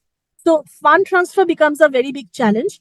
In that case, if we are intending to put a CVA component in the response plan, while we are working on the beneficiary database, at that particular time itself, it is useful to go through the bank details also. But please remember again, it will come under the confidentiality clauses, because under the data protection laws, under those legal provisions, sensitive personal information we cannot, put in a public domain. Most of the time when we are sending emails or putting up information in a cloud server, we do not look at the security clauses. But that is something that you need to consider before you put other people's personal information there. Hannah, the next slide, please. So this is the last part of the challenges and learnings space. When you're talking about, continuing that confidentiality dialogue, photos and videos that you are taking while you are doing the response is sometimes used much, much beyond the response as well. For example, we use the kind of vulnerability that we have seen, those photos and videos we use. We use photos and videos of men, women, children, that they are saying something, that they are giving testimonials or talking about their vulnerabilities. So all those photos and videos, again, if they are showing your face and your location correctly and properly, then there has to be consent, written consent legally. You have to be very, very vigilant on how you maintain those sensitive information, because publishing photos and videos of people, especially children, without their consent is illegal in India. So when you are closing out the operations, when you are exiting the response, then you have to understand how to ensure that sensitive personal information that has been collected remains confidential and it's not getting there is no chance of leaking out or anything. And of course, post-distribution monitoring is sometimes a big challenge, as I mentioned earlier, like the sanitation cloth incident that we faced. But there are some amazing learnings as well. However, again, once we understand what are the challenges and what are the learnings from those challenges, how we overcame those challenges, how we mitigated those challenges, so that process can actually feed into the next phase's preparedness exercise. Hannah, if you could go to the next slide. Thank you. So I have just put in some letters over here. It must be आप लोगों को लग रहा होगा कि क्या letters है. पहला है कि ए अगर हम लोग बताते हैं एंटिसिपेटरी एक्शन, अगर हमें पता है कि ये चीज होने वाला है, हर साल होता है, इस टाइम होता है, तो why don't we anticipate that action, anticipate that crisis and take some action beforehand. ये है ना, जैसे अगर हमें पता है कि अप्रैल मई में हम लोग हीट वेव देखेंगे and it will reach its peak in April mid April and April, तो हम लोग क्यों ना हीट वेव के लिए मार्च से काम करना शुरू कर सकते हैं. That is preparedness, but more specialized preparedness targeted towards one particular crisis. Nexus. And ये क्या चीज है? This is also something that can help us in future interventions. अगर आप कहीं पे ऑलरेडी प्रेजेंट है, जैसे दिव्या जी बोल रही थी, वहां पे आप रिस्क रिडक्शन का भी काम अगर करते हैं, तो it is much easier to mitigate the scale of the disaster. It is much easier to respond to whatever has happened, because you already have the information, you already have the data. Much time is reduced in terms of where you go, where to get information, how to do assessment and all that. And you immediately can get into the response thing. And once you come out of the response and you come back to the development thing, you get that entire experience to, shape your next preparedness interventions, next set of preparedness interventions. And of course, something very new that is coming up now in the discussions globally is collective outcomes. Like, I know there will be humanitarian crisis in this context. I know we are working in development interventions in this context, in this particular area. And why don't we think of collective outcomes, something that will, when we are working in the development intervention, it will work as the outcome for our development intervention. If there is a crisis in that particular area, we seg into the humanitarian response using the same outcome, and then we seg out of the humanitarian response and come back to the development intervention with minimal transition shock, if you could say, ताकि आप streamline करके बाहर निकल के आ सकते हैं. It is much easier on the people and it is much easier on the communities and the organizations working for them as well. Thank you. So thank you very much, ma'am. आपने बहुत ही संक्षेप में और आप बहुत ही अच्छे से आपने हमको समझाया. एंड वेरी स्पेशली आपने एक बात पर यहाँ पर बहुत अच्छा जोर दिया कि हमारा वर्क कलेक्टिव नहीं है. हम काम कर रहे हैं इस फील्ड में, but then what we are doing is that what is my understanding I am doing in my area and the other organisation is also doing the same thing, what is their understanding and the immediate need, and then they do it. So I think ये IAG platform इसीलिए बना था ताकि हम collectively we come together and plan something. How can we send immediate relief to our beneficiaries, the people we are working for? So thank you very much, ma'am, for sharing your knowledge as well as an experience. आपके experience से हमको बहुत कुछ सीखने को मिला कि हम कई बार कोई भी सामान जो immediate need होती है हम उनको लोगों को दे देते हैं, but then we don't demonstrate and then we don't tell them that how to use the hygiene kit or maybe whatever we are providing them. वो आई थिंक हमें बहुत ज्यादा जरूरी. So thank you very much ma'am. सो हमारे बीच में अब धनंजय हैं. धनंजय ऑब्वियसली यूनिसेफ से हैं, बहुत ही एक्सपीरियंस्ड हैं, एंड हम आगे आपसे सुनना चाहेंगे sir. So Dhananjay please.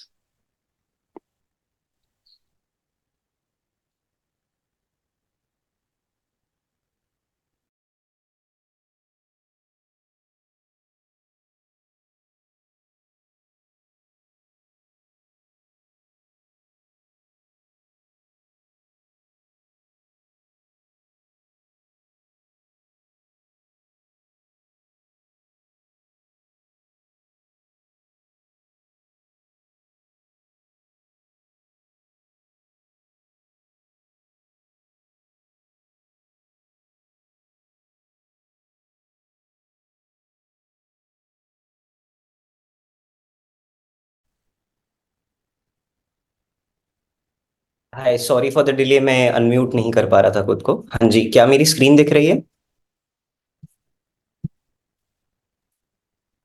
Hello. या धनंजय. सभी को नमस्कार. मैं धनंजय हूँ और मैं यूनिसेफ के साथ में इधर राजस्थान में as a consultant climate change और डिजास्टर रिस्क रिडक्शन पे काम कर रहा हूँ. पहले तो मैं धन्यवाद करना चाहूंगा फादर विशाल का, जो काफी समय से आईजी के साथ में जुड़े हुए हैं और उसे कन्वीन कर रहे हैं, तो और दिव्या जी का, जिनके स्पीयर इंडिया के साथ में मैंने अपना डीआरआर का जर्नी स्टार्ट किया था, तो बहुत अच्छा लग रहा है वापस आके जुड़ के. एंड देवर धृता जी का, जिन्होंने अभी काफी डिटेल सेशन दिया. तो मैं कोशिश करूंगा कि मैं जो पुराने स्पीकर्स ने जो टॉपिक्स टच किए हैं उन्हें वापस इतना ना बोलूं और कम समय में अपना सेशन कंप्लीट कर सकूं. इसको स्टार्ट करते हुए मैं ये बताना चाहूंगा कि जब हम रिस्क की बात करते हैं तो रिस्क हमारे ग्लोबली हैं, और जो हमारी रेजिलियंस है वो in UNICEF we believe is local, कि हमारे वो ग्रास रूट से आनी चाहिए. और इसीलिए अगर हम रेजिलियंस की डेफिनेशन में मैं अभी नहीं जाऊंगा, मगर ये जो दो चीजें होती है, शॉक्स और स्ट्रेसेस. स्ट्रेस हमारे डे टू डे लाइफ में होते हैं और एज यूनिसेफ हम बच्चों के साथ में, औरतों के साथ में, मोस्ट वल्नरेबल जो है आखिरी छोर पर, उनके साथ में काम करते हैं ताकि उन्हें स्ट्रेसेस और जो बाद में शॉक्स आते हैं उन दोनों के लिए हम तैयार कर सके. अभी मैं अपनी स्लाइड्स कुछ आगे ले जाते हुए सीधा कोऑर्डिनेशन मैकेनिज्म पे आना चाहूंगा. तो इसमें अगर मेरा जो टॉपिक था उसमें कोऑर्डिनेशन मैकेनिज्म को हम कैसे बेहतर कर सके, रिसोर्स ऑप्टिमाइजेशन हो सके, तो उसके रिलेटेड कुछ मैंने पॉइंटर्स लिखे हैं जो पहले स्पीकर्स ने भी कवर किए हैं. मैं उसमें कुछ चीजें ऐड करना चाहूंगा पहले तो मैं आईएजी के बारे में कुछ बताना चाहूंगा कि जैसे हमने 2019 में वापस में एक बार रिकन्वीन हुई, फिर हमारी एक स्टेट लेवल मीटिंग हुई डीएमआरसीडी के साथ में, जो कि ऑनलाइन थी। और फिर उसके बाद से हम थीमेटिक सेशंस ऑर्गेनाइज करते आ रहे हैं। इसमें यूनिसेफ ने 2023 में मई के अंदर एक क्लाइमेट एक्सट्रीम के ऊपर भी कंसल्टेशन ऑर्गेनाइज करी थी। अब इसमें मेरा ये सुझाव है कि जो हमारी आईएजी जब से अभी तक रिकन्वीन होने के बाद में फंक्शन कर रही है, इसमें हमारा थोड़ा सा बिखरा हुआ समूह रहा है, जो कि अलग अलग थीमेटिक सेशंस के साथ में आते हैं। तो अगर हम कोऑर्डिनेशन स्ट्रेंथन करना चाहते हैं, वो भी पीस टाइम प्लानिंग के लिए, इसी दौरान हमने एक सर्वे भी कराया था जो कि कोविड-19 के बाद में हुआ था। तो उसमें आईएजी के संदर्भ में ये निकल के आया था कि हमारे पीस टाइम प्लानिंग बहुत ज्यादा क्रिटिकल है, और उसमें हमें इसको आईएजी के अंदर से डिमांड आए, वो डिमांड जनरेट करना स्टार्ट करना है। तो उसके लिए एक ये चीज पहल करी गई थी कि हम कुछ कॉमन एरियाज प्रपोज करी गई थी कि हम कुछ common areas of operation select districts में जो कि डिजास्टर प्रोन ज्यादा हों, बेस्ड ऑन हिस्टोरिक डेटा, उनको ढूंढ सकें। उधर काम करने वाली जो संस्थाएं हैं, चाहे वो लोकल एनजीओज हों, ग्रास रूट्स पे इंटरनेशनल एनजीओज हों, गवर्नमेंट डिपार्टमेंट का सपोर्ट हो, उन सभी को मैप आउट करके एक कॉमन कंसेंसस पे पहुंच सकें। और उनके इंडिविजुअल रोल्स जो कि वॉलेंटरी बेसिस पे, क्योंकि मैं मानता हूँ कि रिसोर्स कंस्ट्रेन, फाइनेंशियल कंस्ट्रेन काफी हद तक रहती है, तो उसमें डूइंग मोर विथ लेस, ज्यादा पैसों, कम पैसों से ज्यादा चीजें हम जो करवा सकें कोऑर्डिनेशन के थ्रू, उस पे हम वॉलेंटरी बेसिस पे फोकस कर सके। और इसी में आगे चलते हुए अभी बहुत डिटेल में बात हुई थी डेटा, हमारा पास्ट डेटा, हमारी रिस्क असेसमेंट, हमारी वल्नरेबिलिटीज, और इसमें जेआरएनए का भी फॉर्चुनेटली मेंशन आया था। तो इसमें मेरा एक सुझाव था कि क्या हम जेआरएनए के जो टूल्स होते हैं, अगर हम राजस्थान के संदर्भ में बात करें तो ड्रॉट एक स्लो ऑनसेट कंटेक्स्ट बना हुआ है जो कि हमारे बहुत सालों से हिस्टोरिकली चलता आ रहा है। तो क्या हम ये टूल अपने पार्टनर एजेंसीज के साथ में शेयर करना स्टार्ट कर सकते हैं? इससे दो चीजें हो सकती है। एक तो ये कि जेआरएनए करने की नीड जब पड़े, चाहूंगा कि ऐसा ना हो, मगर हो तो वो टूल ऑलरेडी उनके पास में देखा हुआ है, समझा हुआ है, जितना उन्होंने अभी तक देख के समझा होगा, उसमें चेंजेस भी होंगे तो वो इजीली अडेप्ट हो सकते हैं। और दूसरा, एक बैक ट्रैकिंग हो जाती है। जैसे अभी वॉश फैसिलिटीज की बात हुई थी, उसमें जेआरएनए के अंदर मेंशन होता है कि आपके साफ पानी के सोर्स कितने डैमेज हुए हैं, या आपके और पानी के सोर्स क्या है, कितने टैंकर्स, या बहुत सारे सेफ अनसेफ। तो अगर ये वाले प्रश्न वो देखेंगे जेआरएनए में, जब हमारी पार्टनर संस्थाएं देखेंगी, तो उनकी एक बैक ट्रैकिंग कर सकते हैं कि अगर हमें डिजास्टर के बाद में ये चीजें इवेलुएट करी जाती हैं, तो शायद ये डिजास्टर से पहले हम इनको सुधारने का, इंप्रूव करने का, स्ट्रेंथन करने का एक प्रयास कर सकते हैं। तो एक ये टूल्स हमारे फ्लड्स पे भी हैं, साइक्लोन पे है, ड्रॉट पे है, और हमारे यहाँ पे हीट वेव एक कंटेक्स्ट है, तो उस पे भी हम आगे चल के देखा जा सकता है। फिर दूसरा, तीसरी चीज पे चलते हुए कि इंफॉर्मेशन शेयरिंग जो है, ये एक डे टू डे बेसिस वाला सुझाव था कि हम कोऑर्डिनेशन स्ट्रेंथन करने के लिए केवल हमारा कोऑर्डिनेशन नहीं, हम जिनके साथ में कोऑर्डिनेशन इवेंचुअली करना पड़ेगा उनकी भी इवेंचुअली धीरे धीरे हम कैपेसिटी इंप्रूव कर पाए। उसके लिए मान लीजिए आप जब भी विजिट पर जाते हैं, फील्ड पर जाते हैं, किसी भी पीआरआई से मिलते हैं, तो एज अ प्रैक्टिस मैं भी ये करने की शुरुआत कर चुका हूँ कि एज अ पेपर मैं ले जाता हूँ। उस पेपर में मैं एक तरफ सारे जो विभाग हैं और जो इंपॉर्टेंट अधिकारी होंगे या कौन से एनजीओ हैं उनको, जिनको कॉन्टैक्ट किया जा सकता है, उन सबकी एक लिस्ट लगा दी जाती है एरिया के हिसाब से। इस तरफ एटलीस्ट उनके नंबर लिख दिए गए हैं, ताकि अगर कभी भी जरूरत पड़े तो उधर पीआरआई को, उधर ग्राम पंचायत में आखिरी छोर पर जो है, उन सभी को पता हो कि किसे कांटेक्ट किया जा सकता है अगर हमारी कुछ भी समस्या आते भी दिखे। और इसमें सभी को एक और चीज मैं बताना चाहूंगा, अगर हम ड्रॉट की बात कर रहे हैं राजस्थान में, और हमारे ड्रॉट इतने सालों से चलता आ रहा है, तो हम देखेंगे कि कुछ हमारे गांव होंगे जिसमें पिछले 5 साल 6 साल से हर समर में, हर गर्मी के मौसम में पानी के टैंकर सप्लाई होते ही होते हैं, क्योंकि वहां पे ड्रिंकिंग वाटर की शॉर्टेज हो जाती है। तो ऐसे चलते हुए हम एक तरीके से ये असेस कर सकते हैं कि आगे आने वाले समय में अगर कभी पानी की और ज्यादा कमी पड़ी, तो ये एरियाज सबसे पहले ड्रॉट प्रोन हो सकते हैं। इन एरियाज में अगर हमारा इंटरवेंशन चल रहा है, तो हमारे कौन से वल्नरेबल ग्रुप्स हैं, कितने बच्चे हैं। अभी राजस्थान में 2021 के सेंसस के हिसाब से 20% आबादी 0 to 6 और उस पॉपुलेशन में थी, जो कि लगभग लगभग 1 करोड़ बच्चे हो गए। अभी वो सेंसस के बाद में बहुत चीजें वो यूथ पॉपुलेशन में आ गए होंगे, तो उनको भी हम एज अ मैपिंग के तौर पे समझ सकते हैं कि ये हमारी वल्नरेबल ग्रुप्स हो सकते हैं, और वो तैयार रह सकते हैं। फिर मैं लिस्ट ऑफ वेंडर्स और लास्ट माइल पार्टनर्स में इतना नहीं जाऊंगा, क्योंकि ये और डिटेल में कवर कर लिया गया है। मगर अभी हमारे जो नए जिले भी बन गए हैं, इनको भी मैपिंग में रखते हुए, इनको दिमाग में रखते हुए, क्योंकि एरिया ऑफ सुपरविजन, ऑपरेशन, ये भी थोड़ी चीजें चेंज होंगी। तो अब हम आने वाले समय में जो मैपिंग करें अपने पार्टनर्स की और हमारे वेंडर्स की जो सप्लाई करते हैं, वो भी इनके हिसाब से धीरे धीरे डिविजन के हिसाब से हम करना चालू कर सकते हैं। और एक और चीज ये थी कि जो आपदा मित्र की स्कीम इधर चल रही है, नरेंद्र जी जो हैं विभाग से, वो आज जुड़ नहीं पाए, वरना मैं उनके सामने भी ये रखना चाहता था कि हमने 4700 आपदा मित्र तैयार हुए थे 13 जिले में। उनका आप नाम इसमें देख सकते हैं नीचे। वो आपदा मित्रों को एसडीआरएफ ने बेसिक रेस्क्यू की ट्रेनिंग दी गई थी, बेसिक नहीं बोलूंगा, काफी डिटेल में रेस्क्यू की ट्रेनिंग दी गई थी कि फ्लड में से, बोरवेल में से, कहीं पे भी कोई चीज हो जाए कैसे रेस्क्यू किया जाता है। ये हमारा जो यूथ है, इसकी कैपेसिटी हम दूसरे तरीके से भी डेवलप कर सकते हैं। और ये हमारे एरिया ऑफ जुरिस्डिक्शन में या सुपरविजन में, ऑपरेशन में जो यूथ हैं जो कि ट्रेंड आपदा मित्र होंगे, उनकी हम एक कंपेरेटिव लिस्ट बना सकते हैं। उनके साथ में एक रेगुलर कम्युनिकेशन रख सकते हैं हमारी पीस टाइम प्लानिंग को स्ट्रेंथन करने के लिए। और इधर मान लीजिए कभी ऐसा होता है कि रेस्क्यू के साथ में उससे पहले जो आपका काम पड़ता है वो सोशल बिहेवियर चेंज और थोड़ी सी इंफॉर्मेशन शेयरिंग। तो अगर ये यूथ को भी उस तरीके से तैयार किया जाएगा तो हमारा वो एनजीओ उस नेटवर्क को लेवरेज कर सकते हैं। और आखिर में चलते हुए आज जो हमने मीटिंग करी, मुझे बहुत अच्छा लगा। And as UNICEF we really appreciate that. और क्रॉस लर्निंग हुई, मैंने चैट में देखा और भी राज्यों के भी आईएजी से जुड़े हुए हैं। तो क्या हम जयपुर में as UNICEF we would like to propose कि हम एक छोटी सी इन पर्सन मीटिंग भी रख सकते हैं, जिसमें हम इसको थोड़ा सा एक्शनेबल मोड पे लेके जाने के लिए भी, कि अगर हम पोस्ट डिजास्टर रेजिलियंस राजस्थान में करना चाहते हैं, शायद हम उसके लिए एक जो हमारे दिव्या जी ने स्टेप्स बताए थे कि हम ये चीजें कर सकते हैं, क्या हम उसको एक कैलेंडर में डाल सकते हैं। उस कैलेंडर के हिसाब से सभी पार्टनर संस्थाओं को हम बताया जा सके कि मई से जून के बीच में आप ये प्लानिंग कर सकते हैं, उसके बाद में आप ये चीजें देख सकते हैं। जब सर्दियों का मौसम जा रहा है, गर्मियों की आने वाली है, तो आपकी ये 4-5 एक्शंस हो सकते हैं डिपेंडिंग ऑन सेक्टर्स। तो अगर ये कैलेंडर बन जाएगा तो हम आईएजी के अंदर से भी ऐसी डिमांड और इंक्रीज करवाना हमारे लिए आसान हो जाएगा, और वो एक सेल्फ सस्टेनिंग मॉडल की तरफ जा सकता है। तो we would like to propose this and we are happy to be available कभी भी। एंड बहुत बहुत धन्यवाद अपॉर्चुनिटी देने के लिए। Okay, so thank you very much Dhananjay, आपने बहुत ही शॉर्ट में काफी गहराई से हमें बातें समझाई है। एंड आप भी आईजी के मेंबर रह चुके हैं, आपने भी इसमें काम किया है, and then you know the basic challenge है कि हम कितने सालों से एक यही कोशिश कर रहे हैं कि we make this IG networking इतना स्ट्रांग कि जब भी कोई इशू आता है तो हम immediately like we are there to on field to do the work. और अच्छा लगा कि आपने फिर से एक बार यहाँ पर प्रपोज दिया है कि हम अभी तक इतने सालों में हमारी एक भी फिजिकल मीटिंग नहीं हुई है। And I think if you are taking initiative, Dhananjay, we are looking forward that we can at least meet once a year together in Jaipur, so that हम वहाँ जब एक बार मिलेंगे एक से, तो हम शायद अपने और ज्यादा चैलेंजेस वहाँ शेयर कर पाएंगे। एंड देन एक स्ट्रैटेजी बनाना जरूरी है, तो ही हमारे आईएसजी ग्रुप स्ट्रांग बनेगा। Otherwise we'll be just all not scattered, and then we'll be doing our individual work, और वो कभी भी एक common platform पे नहीं आएगा। So once again, Dhananjay, thank you very much for coming and then sharing your words. Thank you very much. Dear members, अभी हमारे पास ज़्यादा समय नहीं है, because we had planned to wind up this session by 4:30, but then कुछ समय है हमारे पास। अब कोशिश करेंगे कुछ सवाल अगर हम ले पाएं, और किसी के पास भी कोई सवाल है, you can ask in English as well as in Hindi.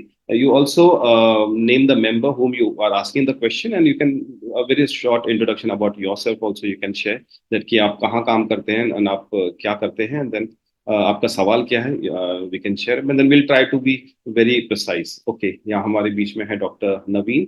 Doctor Naveen, over to you. मैं भी राजस्थान का, जयपुर का। My voice is coming now? My voice is coming? Yeah sir, clear. Okay.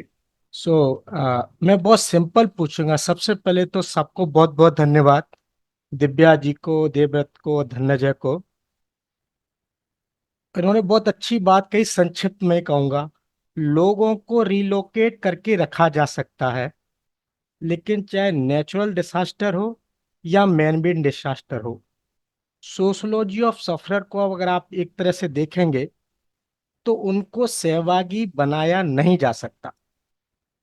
क्योंकि मैंने काफी काम इस क्षेत्र में किया, वो कभी सहभागी नहीं हो सकते क्योंकि उनकी सोशोलॉजी इस तरह से काम नहीं करती। Now you can understand what I am trying to put. अगर ऐसा नहीं होता तो हम कैसे उनको एक साथ लेके काम कर सकते हैं, क्या स्ट्रेटेजी हो सकती है? I am writing one article for the international one, so can if you can give me some idea, it will be helpful. Thank you. Not going into detail. Yeah okay, so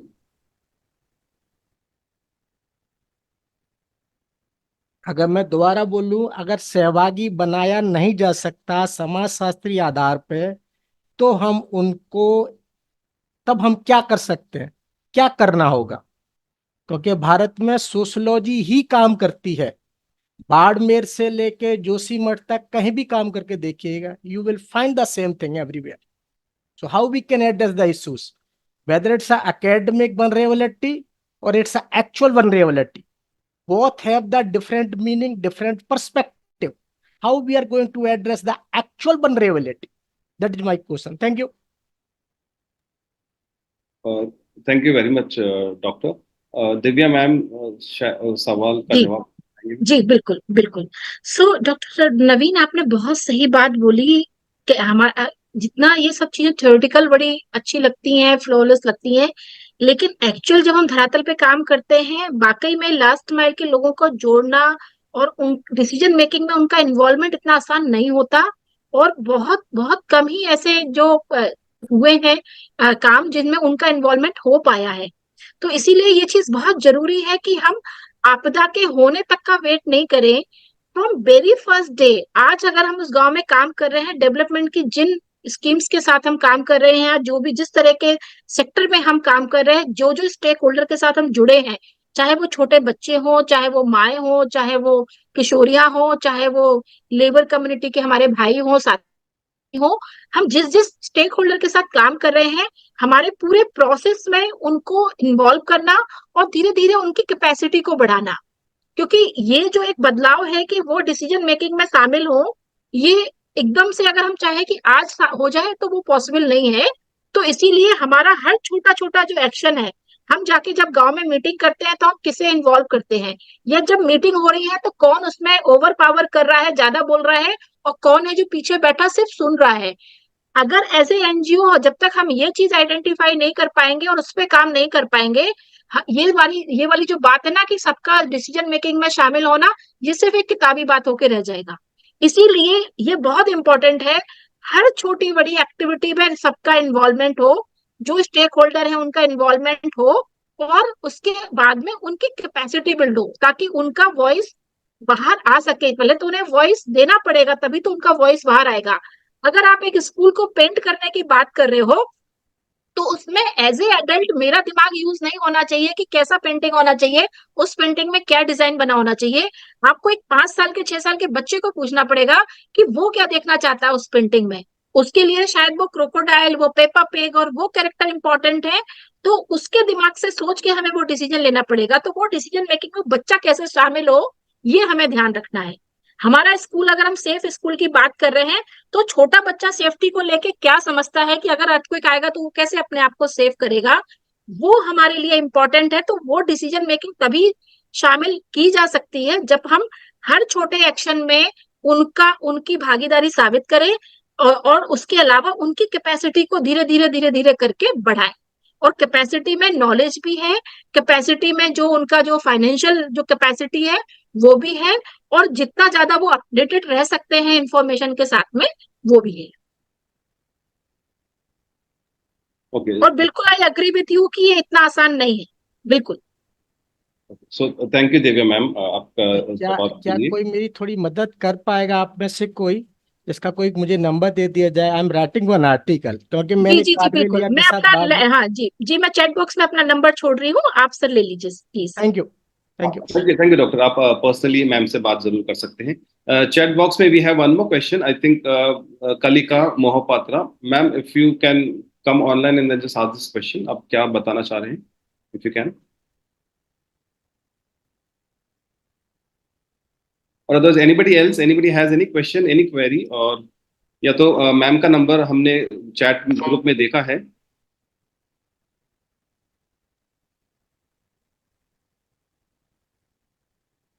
You can unmute and speak if anybody has any question. अगर किसी पर पास कोई सवाल है या कुछ share करना चाहते हैं अपने बारे में. हमारे पास यहाँ कुछ मेंबर्स हैं जो दूसरे स्टेट से हैं और आईजी के मेंबर्स हैं. अगर आप बहुत ही संक्षिप्त में, बहुत ही छोटे रूप में अगर बता पाएं कि आप क्या कर रहे हैं अपने स्टेट में, तो I think that will be nice. Okay ma'am, just a minute. Sir, it says that ma'am is not able to unmute. Maybe I can read the question. I think it was to Devadrita ma'am. She was talking about like data collection, like collection of information with less expenditure, like basically a cost-effective method. So if the ma'am can clarify that. What I said is data collection जब हम लोग करते हैं ना, एकदम पहले phase में जब हम असेसमेंट करते हैं, तो हम लोग कुछ एक अपनी जगह में जाके जहाँ पे हम कंफर्टेबल है या फिर हमारे इंटरवेंशन ऑलरेडी वहां पे है, तो वहां पे गए हम और हम लोग लोगों से बात करें और हम असेसमेंट करके आ गए. This is one way of doing things. The second way of doing things is sphere India already has common assessment tools. आप हाउस होल्ड में एडमिनिस्टर कर सकते हैं, आप विलेज में कर सकते हैं, आप ब्लॉक लेवल में कर सकते हैं, डिस्ट्रिक्ट लेवल में कर सकते हैं, वार्ड लेवल पे कर सकते हैं. In fact there are also specific tools for urban flooding, rural flooding and all those kind of specific assessment tools.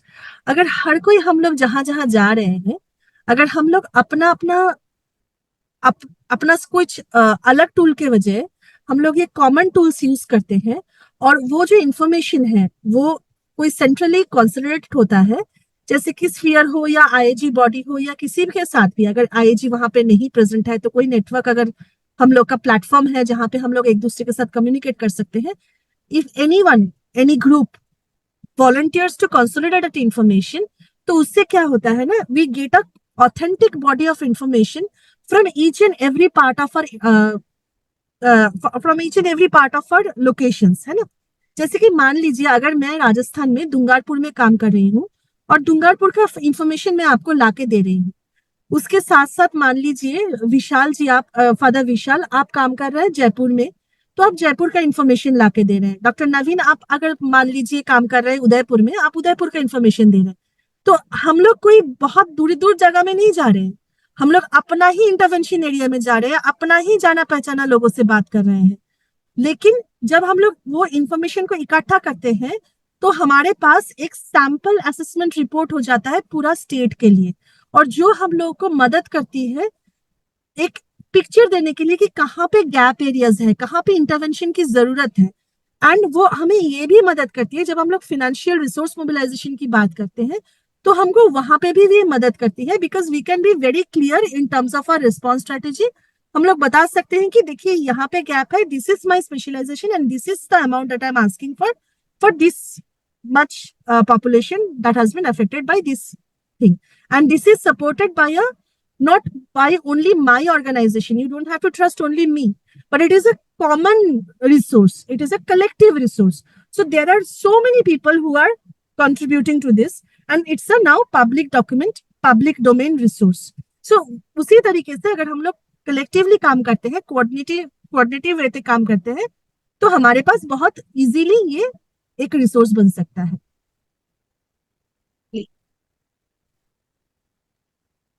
Okay, thank you very much, ma'am. Divya, आप कुछ एंड नोट देना चाहेंगे? हाँ, मुझे एक चीज हमेशा लगती है कि देखो, बहुत सारी नॉलेज ग्लोबल लेवल पे, नेशनल लेवल पे और स्टेट लेवल पे है. आईएजी में जुड़ने का ये बहुत बड़ा बेनिफिट होता है कि हम जितना ज्यादा सारी नॉलेज को हमारे कॉन्टेक्स्ट में, हम जिस स्टेट में, हमारे जो हैजार्ड है, जो सिचुएशन है हमारे स्टेट की, उस कॉन्टेक्स्ट में उसको परिवर्तित करके कैसे हम सभी साथियों के साथ उसको शेयर कर सके. हर टाइम कुछ कुछ नया नया टेक्नोलॉजी, नए नए टूल्स, बहुत सारे, आप देखो क्लाइमेट चेंज पे कितनी सारी स्टडी हो रही है, कितने अच्छे अच्छे पीपीटी अवेलेबल हैं. अगर हम आपस में एक दूसरे के साथ वो सब शेयर करें तो वो काफी यूजफुल हो सकते हैं सबके लिए, और बहुत सिंप्लीफाई है, बहुत सिंपल रूप से है वो, जिन्हें आराम से, मतलब हमारे वो छोटे पार्टनर्स भी यूज कर सकते हैं जो सिर्फ शायद 10 गांव में काम कर रहे हो, 5 गांव में काम कर रहे हो. लोकल लेवल के सीवीओस जो सिर्फ शायद 1 या 2 गांव में काम कर रहे हो, उसको हिंदी में ट्रांसलेट करके बहुत सिंपल टूल और टेक्नोलॉजी है कि अगर हम बात कर रहे हैं कि हीट वेव का सिचुएशन है, कैसे हम कुछ डिग्री सेंटीग्रेड अपना तापमान कम कर सकते हैं अपनी बिल्डिंग में, जो भी हमारा घर है, स्कूल है, या जो भी हमारा इंफ्रास्ट्रक्चर है. अब इतनी अच्छी अच्छी टेक्नोलॉजी है, हमने, मतलब सीट्स ने गवर्नमेंट को सपोर्ट किया, और उसमें गवर्नमेंट ने बहुत अच्छी एक वो बनाई है, बुकलेट तैयार की है उस टेक्नोलॉजी को लेके. वो बुकलेट अभी तो इंग्लिश में है, मैं गुजरात राजस्थान का जो आईएजी का ग्रुप है, व्हाट्सएप ग्रुप है, मैं उसमें आपको शेयर कर देती हूँ. तो जो पार्टनर्स उसको हिंदी में ट्रांसलेट करके अपने साथियों में उसको डिस्ट्रीब्यूट करना चाहें, मोस्ट वेलकम। तो इस तरह की बहुत सारी नॉलेज इंफॉर्मेशन सभी के पास है। किसी के पास जेंडर को लेके है, किसी के पास एजुकेशन को लेके है, किसी के पास, तो हम जितना ज्यादा अपनी जानकारी को आपस में बांटेंगे, जितना सिंप्लीफाई तरीके से एक दूसरे को शेयर करेंगे, वो सबको बड़ा काम आएगा, बहुत काम आएगा। जैसे वाटर की बात ये हमारे धनंजय कर रहे थे, तो आप देखो राजस्थान एक ऐसा स्टेट है जिसने वाटर हार्वेस्टिंग एंड कंजर्वेशन पे लीड किया पूरे इंडिया को। जो शुरुआत हुई थी जो पायलट प्रोजेक्ट की राजस्थान में, आज वो पूरी इंडिया में जल जीवन मिशन बन के आगे आया है। तो ये एक लर्निंग आपकी स्टेट से दूसरी स्टेट में गई, वैसे ही दूसरी स्टेट की जो लर्निंग्स है उसको आप लोग इस्तेमाल कर सकते हैं आपके कॉन्टेक्स्ट में, और उसको अपने एरिया के कॉन्टेक्स्ट स्पेसिफिक करके थोड़ा कन्वर्ट आपको करना पड़ेगा। Okay, thank you, Divya ma'am. हमारे पास there are some questions here on the chat box. I can see. I will ask Kalika, and then we also have Aanchal. They are asking that हम उन्हें ऐसे assessment के tools कहाँ से मिल सकते हैं? तो I will ask Henna to contact Aanchal and Kalika, and you can provide if you have any tools. If you have, then surely it will be helpful for them. सो इसी के साथ आप सभी को मैं वापस से एक बार धन्यवाद देना चाहूँगा।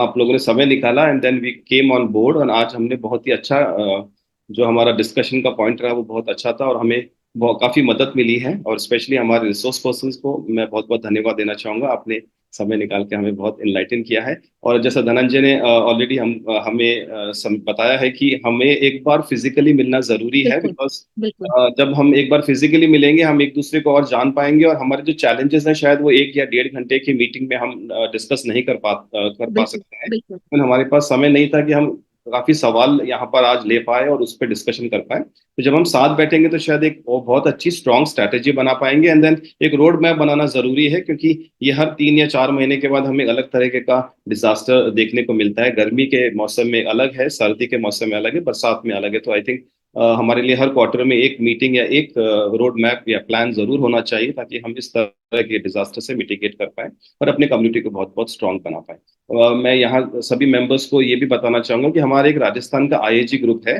जो भी यहाँ पर आज मौजूद है। If you are not a part of this IAG group, please उस ग्रुप में ऐड होने की कोशिश कीजिए। अगर आप ऐड नहीं है तो अगर आप उसमें रिक्वेस्ट भी भेजेंगे तो any of our member can add you in that group, और उस ग्रुप में हम आगे की स्ट्रैटेजी पे जरूर बात करेंगे कि हम कब फिजिकल मीटिंग रख सकते हैं, और जब आने वाले समय में जाके हम देख सकते हैं कि राजस्थान में अब ग्रेजुअली टेम्परेचर राइज होने लगा है, तो हम इसको बहुत क्लोजली मॉनिटर करना जरूरी है कि अगर हीट वेव बढ़ता है या मौसम खराब होता है तो हम कैसे अपने बेनिफिशियरीज को इससे बचा सकते हैं, या how can we have a common understanding and also have a plan for mitigation this work. So once again, Hannah, over to you if you would like to thank all the members, and then we wind up. Sorry, Father. If you read Father, if you read the IAG Rajasthan's 2007's note, it is with the UNICEF. I forget the name of that lady. She was from Australia. I think that now is the Dhananjay. Earlier in 2007. The initiation of that IAG Rajasthan one. The note has so many other things. If you have, then definitely. If you don't, then I can provide you again. Yeah, thank you. Sure, sir. आप group में add हो जाइए sir, and then you can share the data there also, sir. Sure. Why not? Okay. Thank you so much, Father Vishal, for summing up the discussion. So since we have gone a bit overboard on time, I'll quickly finish the meeting. So it was quite a productive session. We got to know a clear roadmap on like how to do comprehensive risk assessment. Divya ma'am, you have mentioned quite in detail on how to take on the process and different steps in doing that. And also we heard the importance of assessments and collaborations from Debajita ma'am, and also several positive things about collaboration and how can we effectively deliver disaster responses in that way. And she also mentioned importance of networks like Sphere and IAG and how beneficial it can be. She also mentioned a lot of real world examples. And also at the end, we learned about different coordination mechanisms, space-time planning, how can we design the data and format, and the importance of having a list of vendors and resource mobilization, and also involving youth in disaster preparedness. So overall, we kind of covered many aspects of coordination in today's meeting, and I really hope that it was helpful for all the organization that have been listening. Thank you so much for joining our sessions, and once again, I would like to extend a deep thank to all the speakers who came today. Thank you so much. It was very informational, and I believe that this would lead to another offline IAG session.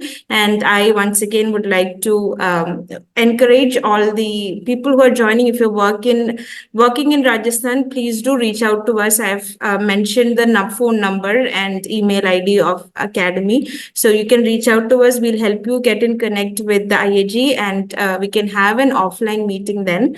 And it will definitely help us in the upcoming disasters if it happens. So thank you so much, everyone. Thank you so much for your time. Really appreciate it. We'll meet for the next session. Thank you so much. Thank you very much. Thank you. Thank you so much, Father Vishal. Thank you. Yeah, thank you very much. Thank you. Thank you, everyone. Thank you. See you soon. Yeah, sure. I will also come Jaipur. Yeah. So, Jaipur is my sasural, so I will surely come. Thank you. Thank you. Thank you. I forgot to mention special thanks to IAG Rajasthan and Father Vishal for helping us coordinate with the speakers and for organizing the session. Yeah. Thank you so much, Father. Thank you. Thank you.